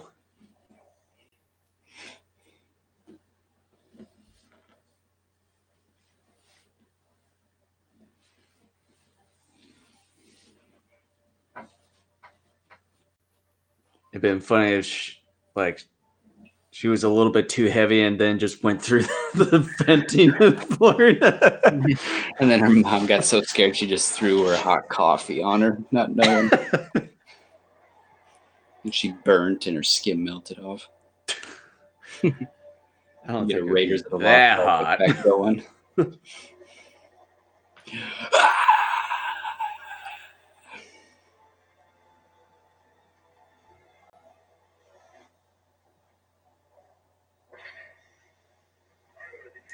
I feel robbed that we did not get to see this. We did not get to see the destruction of DC, or really much in the way of any other cities. I feel cheated. Well, we only do it in the final one where Boston gets all I devastated. know. But still, like, even Destroy All Monsters did this better, where they at least showed you a little bit of destruction in some of the major cities. This one we just saw Ghidorah have coffee over DC.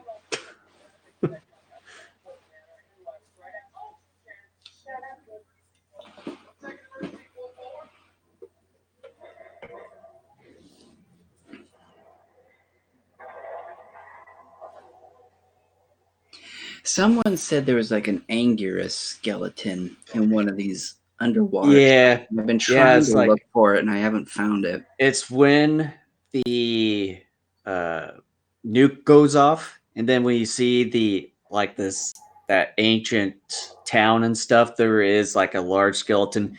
When you watch the behind the scenes, one of them, they'll show like the raw CGI where it's just all white and everything. You'll actually see it right there. Oh, And they talk a little bit about it too. that's, you would think something like that they try to make it a little bit more obvious. Well, at least in this one, it's sort of well hidden. That's the problem, because if you're going to put an Easter egg like that in there, you would not try to hide it to the point to where people potentially may never notice it. You would have to pause the movie and then Yeah, and that's a problem. yeah. It's like it's there for a brief second when the nuke goes off. I'm going to look for it.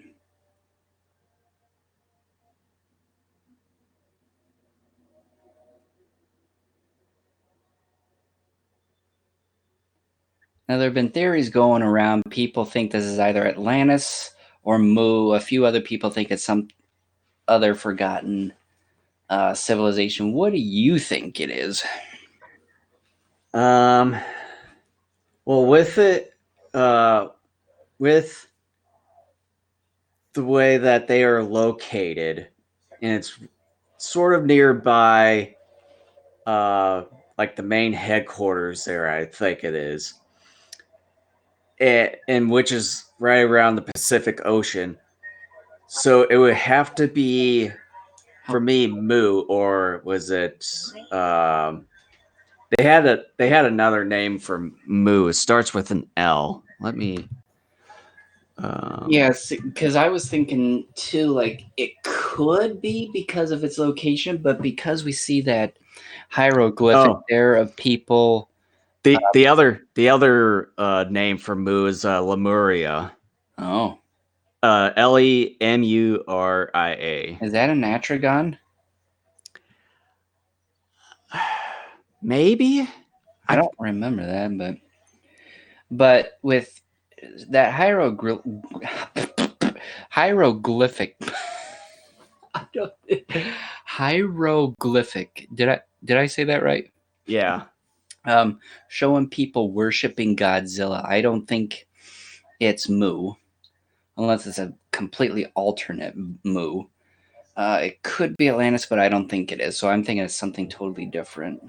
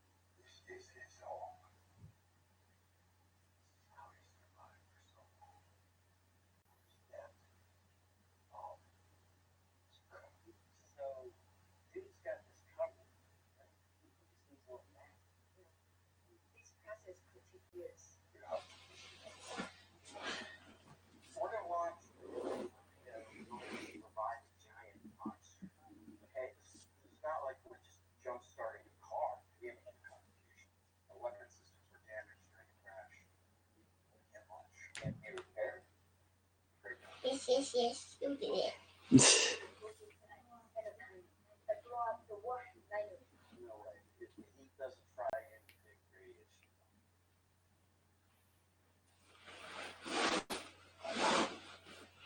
He will go. He will go. We try to create some emotion in this movie.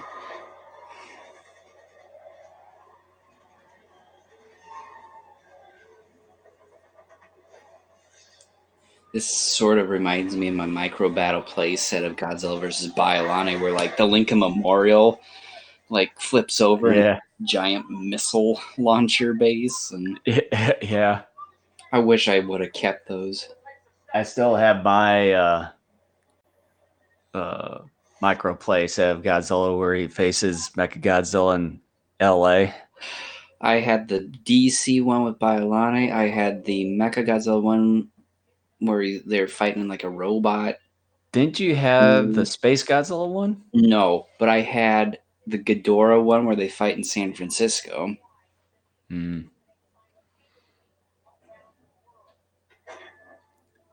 I wish I would have gotten the Space Godzilla one. Yeah.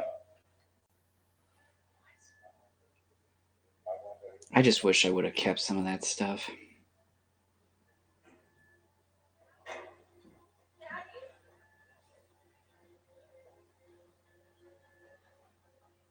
She left you.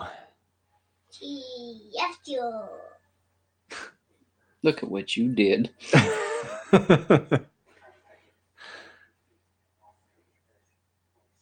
What I did?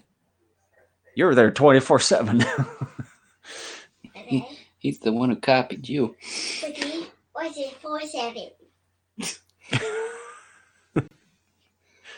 This is why I call him Jason sometimes. Right, Oh Jason? no.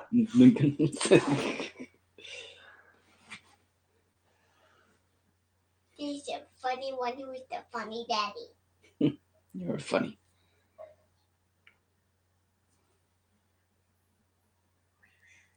Yes, I am sure. That'd be funny if you said, "No, you go," and he grabs Mark, or he just like pushes him, throws him in there. He throws yeah, him just in pushes him close. To there. He tells the military, "Go, go, go, slow, lower the sub." And then I Mark, can't believe it. "What are you doing?" And he looks out at Sarazawa, and all you see is Sarazawa go. It's like this is for payback from when we were in college many years ago. It's just the beach in your college, Steve.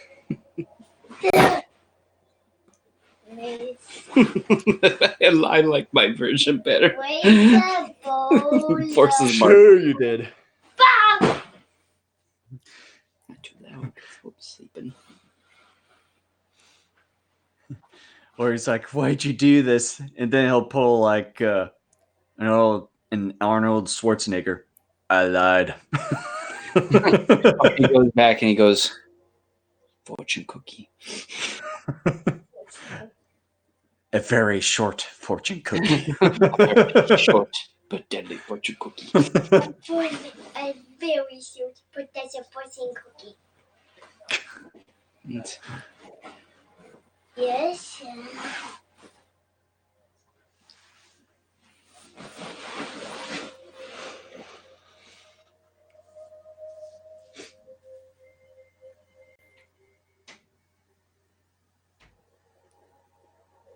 How are some of the fish there able to tolerate that?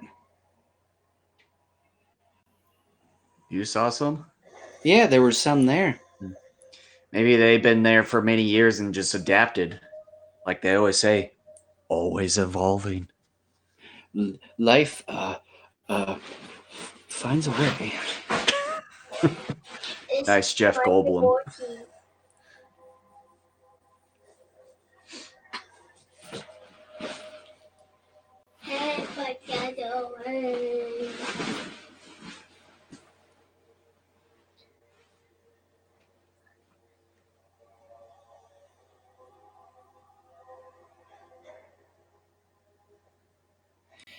This shot almost reminds me of like the Godzilla Earth, the scraggly plates and all that.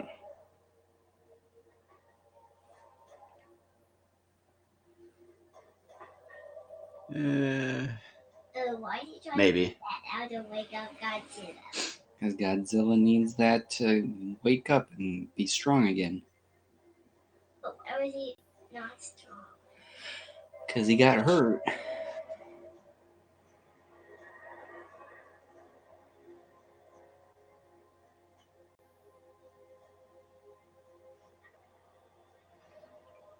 He said, how can that be so tricky?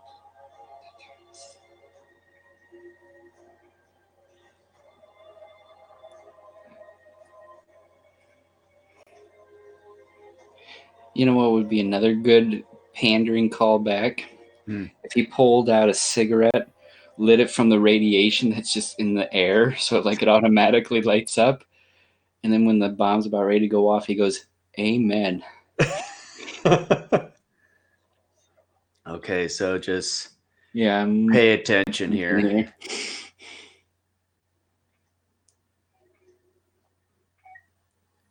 Okay, after this one. See a skeleton right there? Yeah, I do, but I didn't see like a head. Yeah, it just sort of was there for just a brief second because it was in the darkness. But yeah, so that was like the skeletal remains of Anguirus there. Supposedly. Yeah.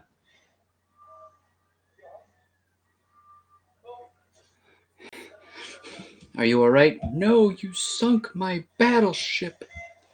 You son of a bitch. He sent my battleship.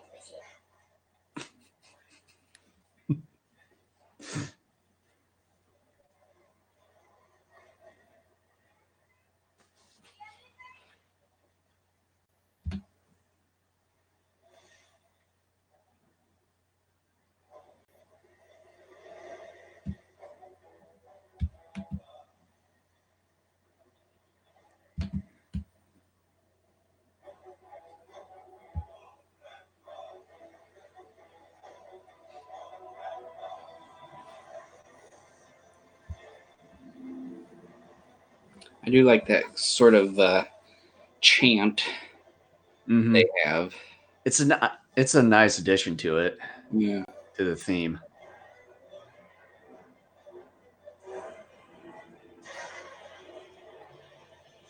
Wow, that's cool. Sure is.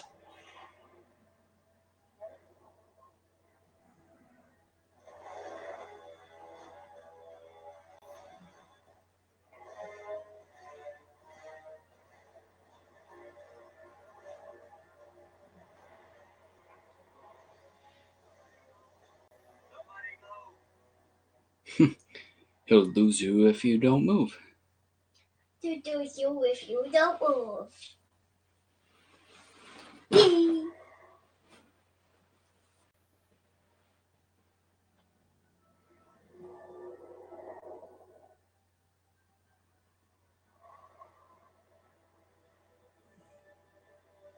He should go fight King Ghidorah. That's what he's intending to do. Ah, look. Did you get splashed? Now it's their soldier. So where did Mothra go? I think they're further out, I believe, than from what they were from where they originally descended.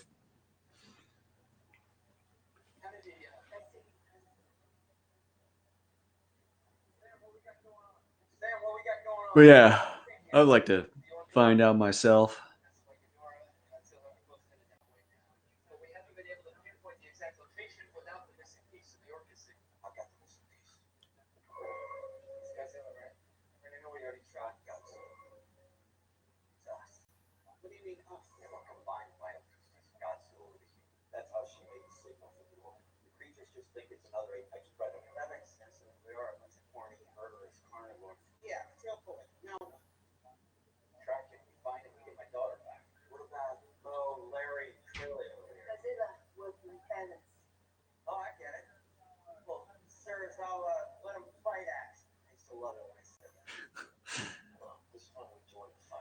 I like how they put that famous quote in part of the whole line there.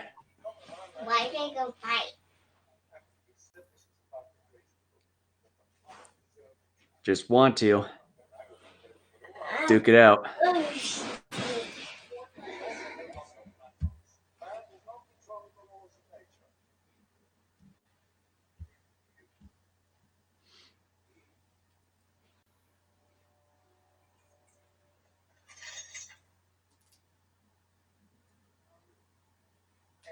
Snap, snap, snap. Here goes the Ankylosaurus.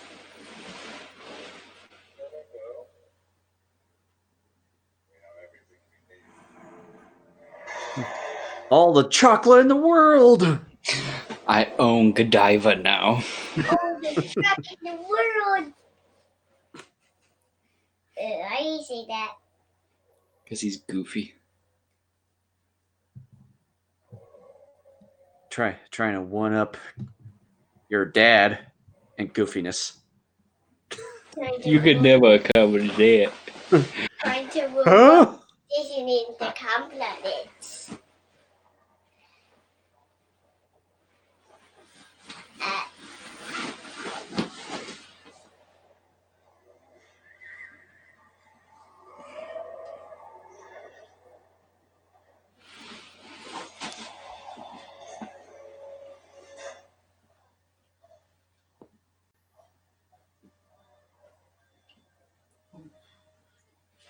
Must be raining here. That's it. Yeah, we go.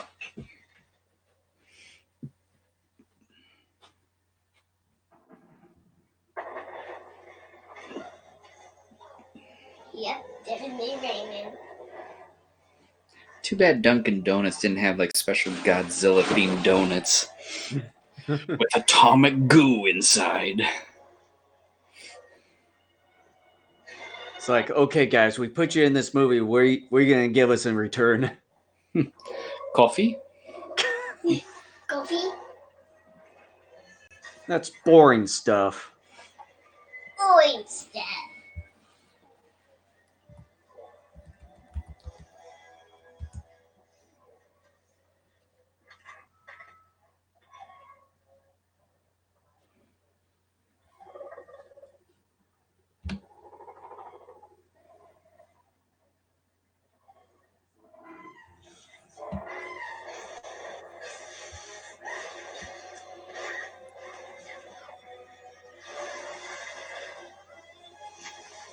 Fanatics. I used to like them, then now they got a monopoly on everything.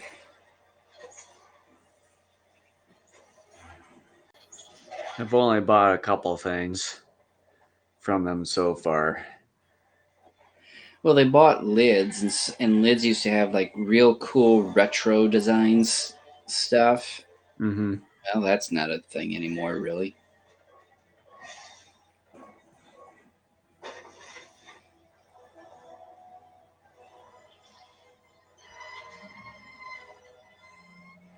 Here we go for part 2 or 3.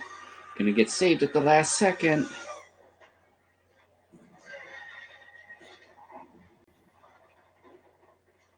That's a trope they've used, I think, a little one too many times here. Now you get the Godzilla 98 howl. So if you love this movie, you have to love Godzilla.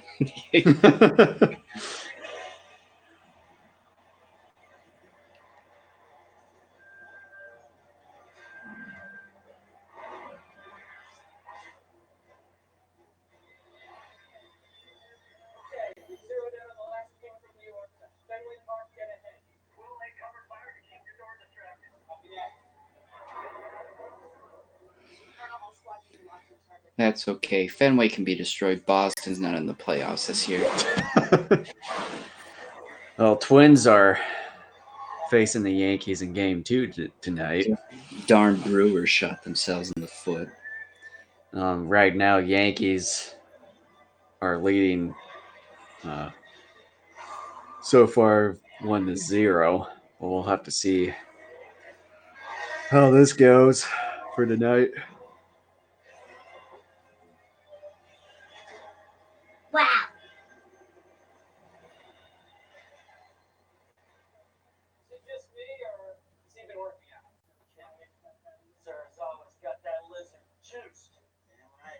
Juiced!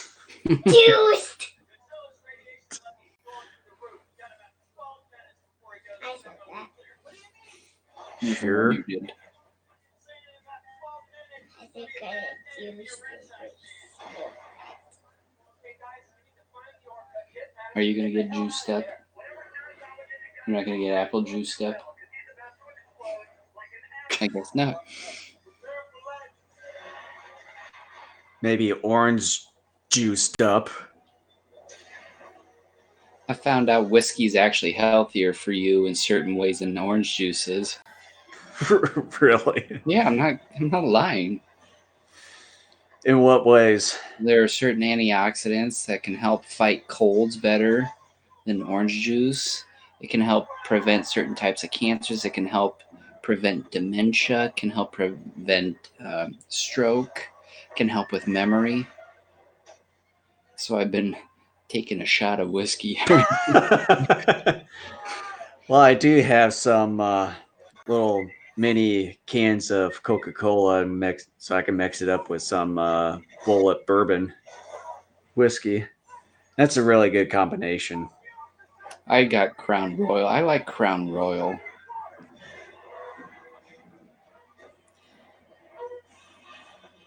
I need to do some single malt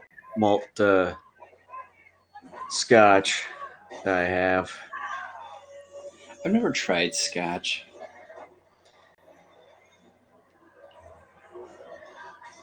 I can't remember the taste. It's been a few years since I've last had it.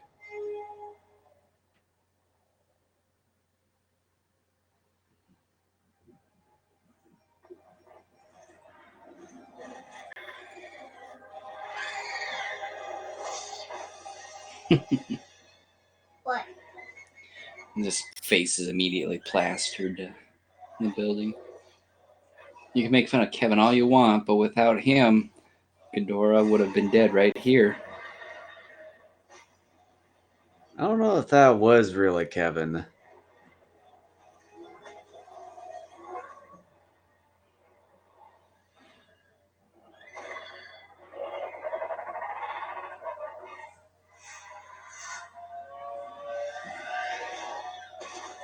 Oh. I do like this fight, but we don't see enough of it. Mm-hmm. And Mothra gonna die when she does something to Rodan. She's fighting Rodan. She doesn't die with Rodan.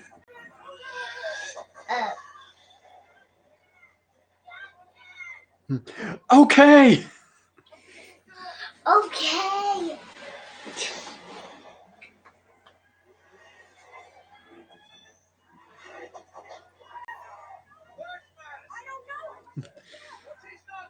Why'd you lose her? This happens every time you're in charge. You're a bad parent, you know that? This is why she should have been with me in the first place. Did you drug her? No, well, you should have. She would have stayed put that way.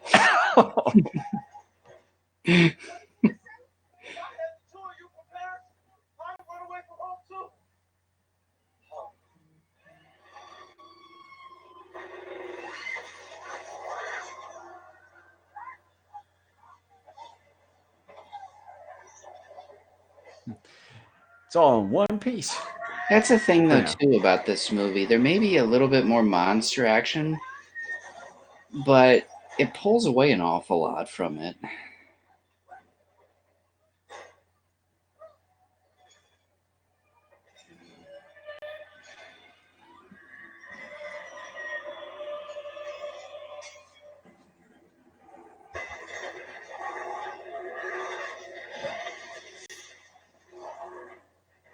Eat it. Okay, I will. Eat it. You just see the look on Godzilla's face. He's like, oh, snap. Yeah. Why was Godzilla like, oh snap? Ghidorah just got charged up here.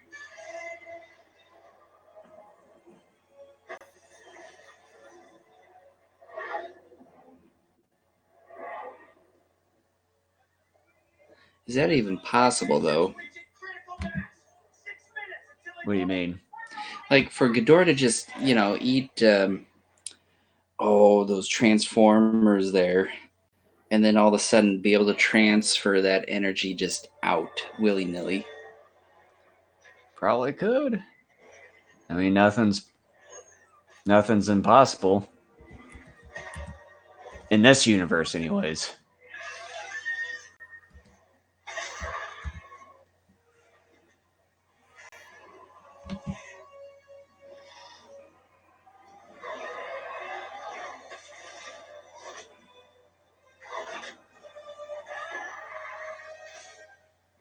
I like here, too, they finally give her, like, a halfway decent weapon, too.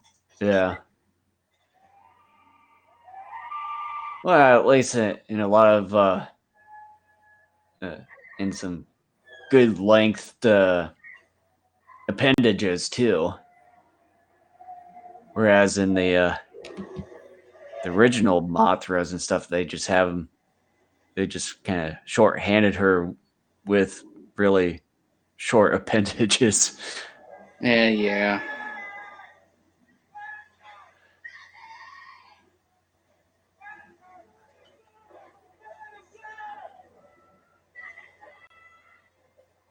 Over here.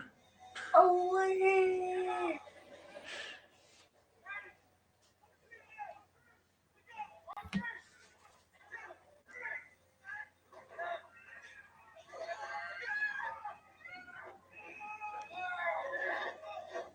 Been funny is it's like, oh, my hernia.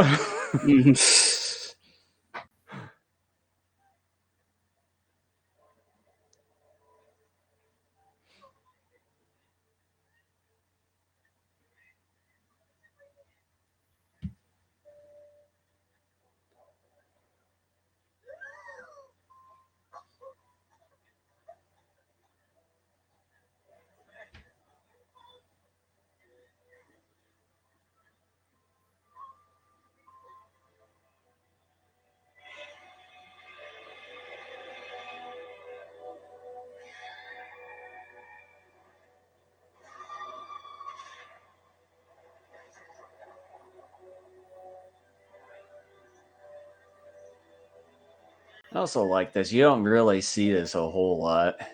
Yeah.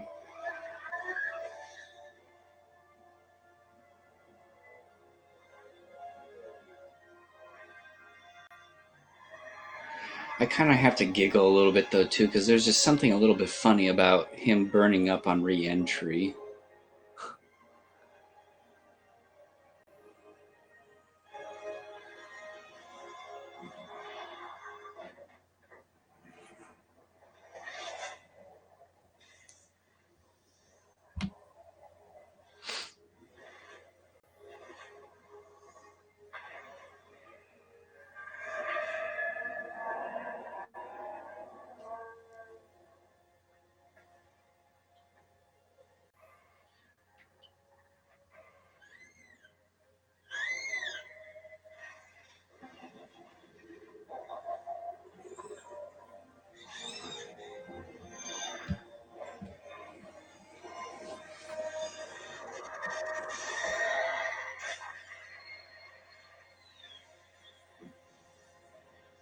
Who didn't see that coming? Me. Well, pretty Yeah, much. you of course wouldn't know. Well, and the trailers sort of basically showed it.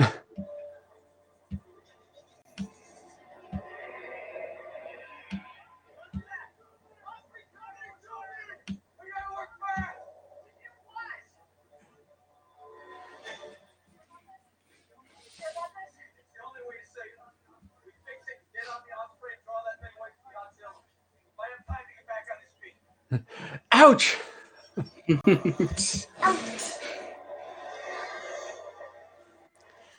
I wonder if the way that they did this for Ghidorah, trying to suck the energy out, I wonder if they got inspired by the anime. Well, there was also the Because did Tiger he? Ghidorah.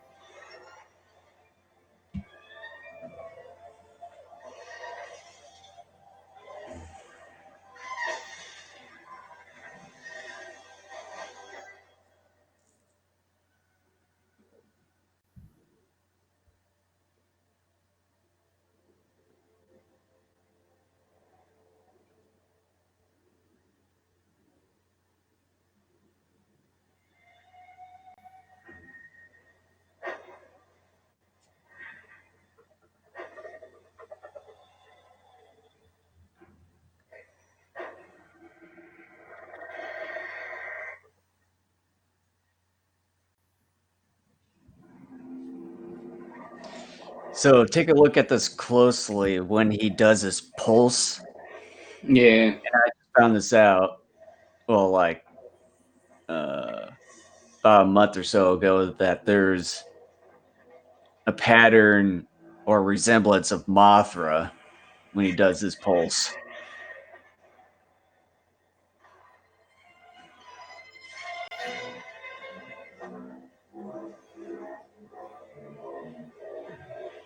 You see it right there.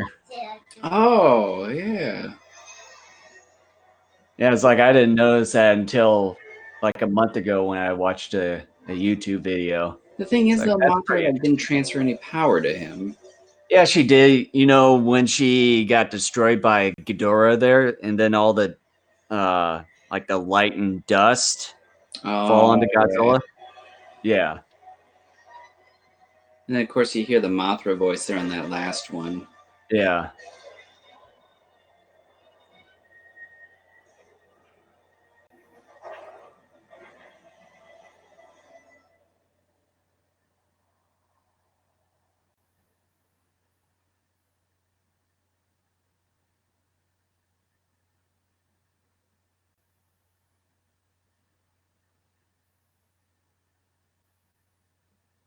Hard to believe we're right at the end of the movie here. Every time we do these commentaries, these movies seem like they run faster than what they do otherwise. Yeah. Not saying that's a good or a bad thing, it's just how it is.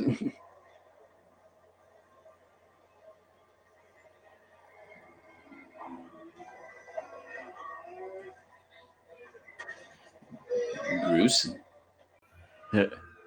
Was that necessary, Godzilla? Yes. Yes, it is. Just being silly.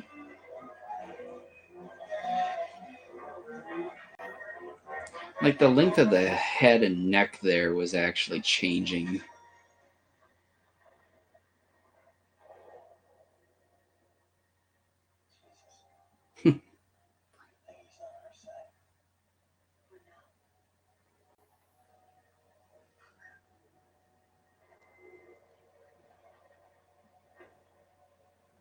There's Behemoth.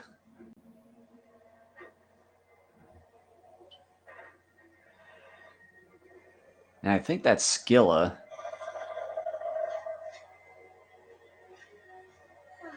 And of course, you got your Mudo. Mudo, I think that's supposed to be Mudo Prime.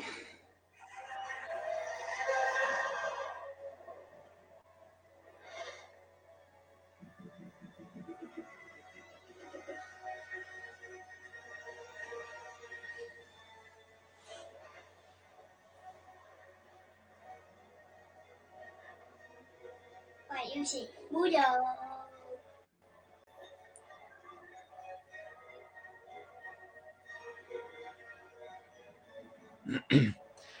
Be funny if one of them actually slipped into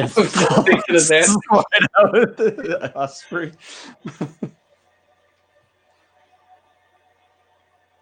And that's basically it, the movie right there.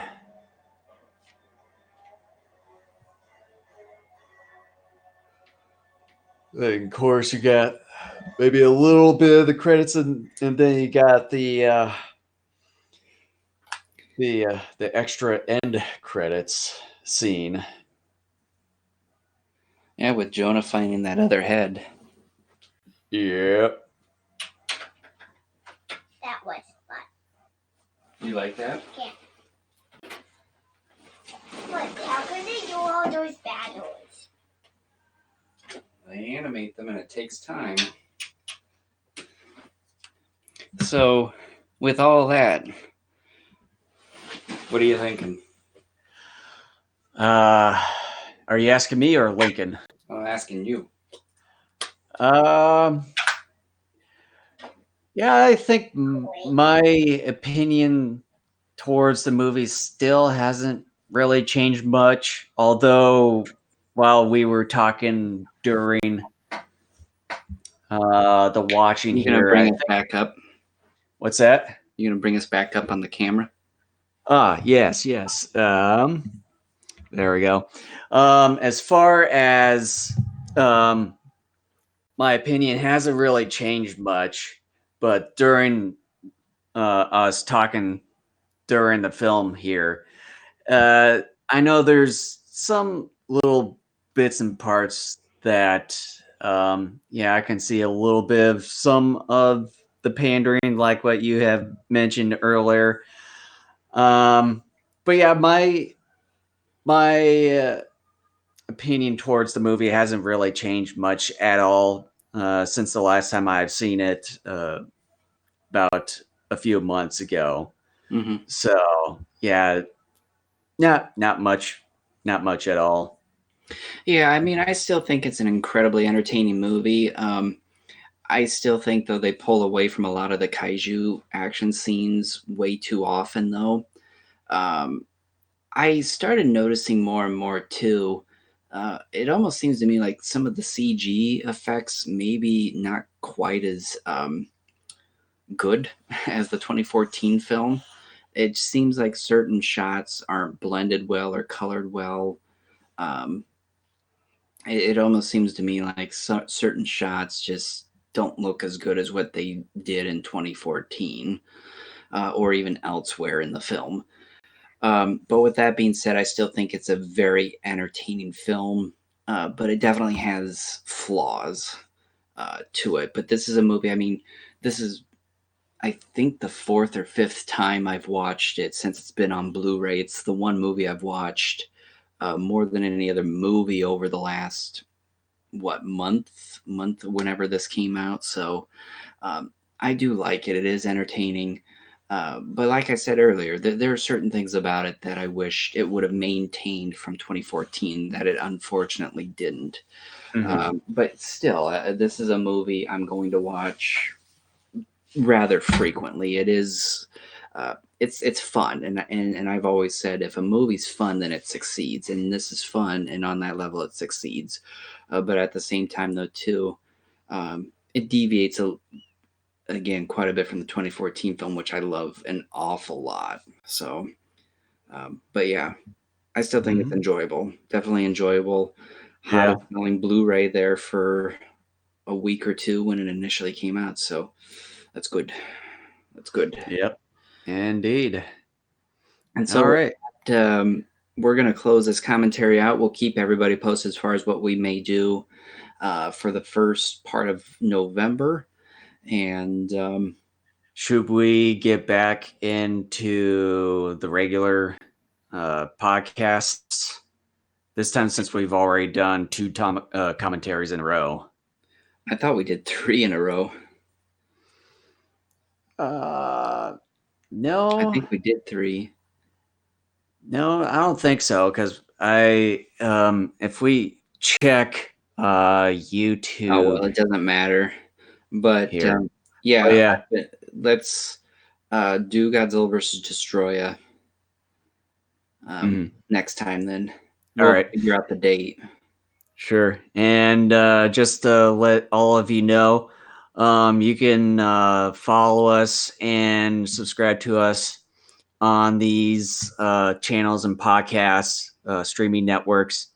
Of course, we're on Apple Podcasts, which is formerly iTunes. They're changing their name and everything. Google Play, iHeart, Spotify, and TuneIn. And then as far as streaming networks, YouTube, Twitch, DLive, and Periscope.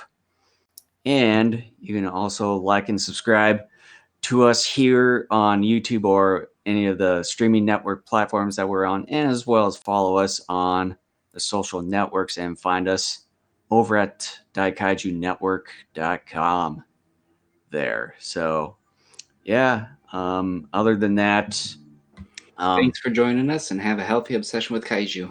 Definitely. And we will all let you know of what we're going to be doing next sometime down the road.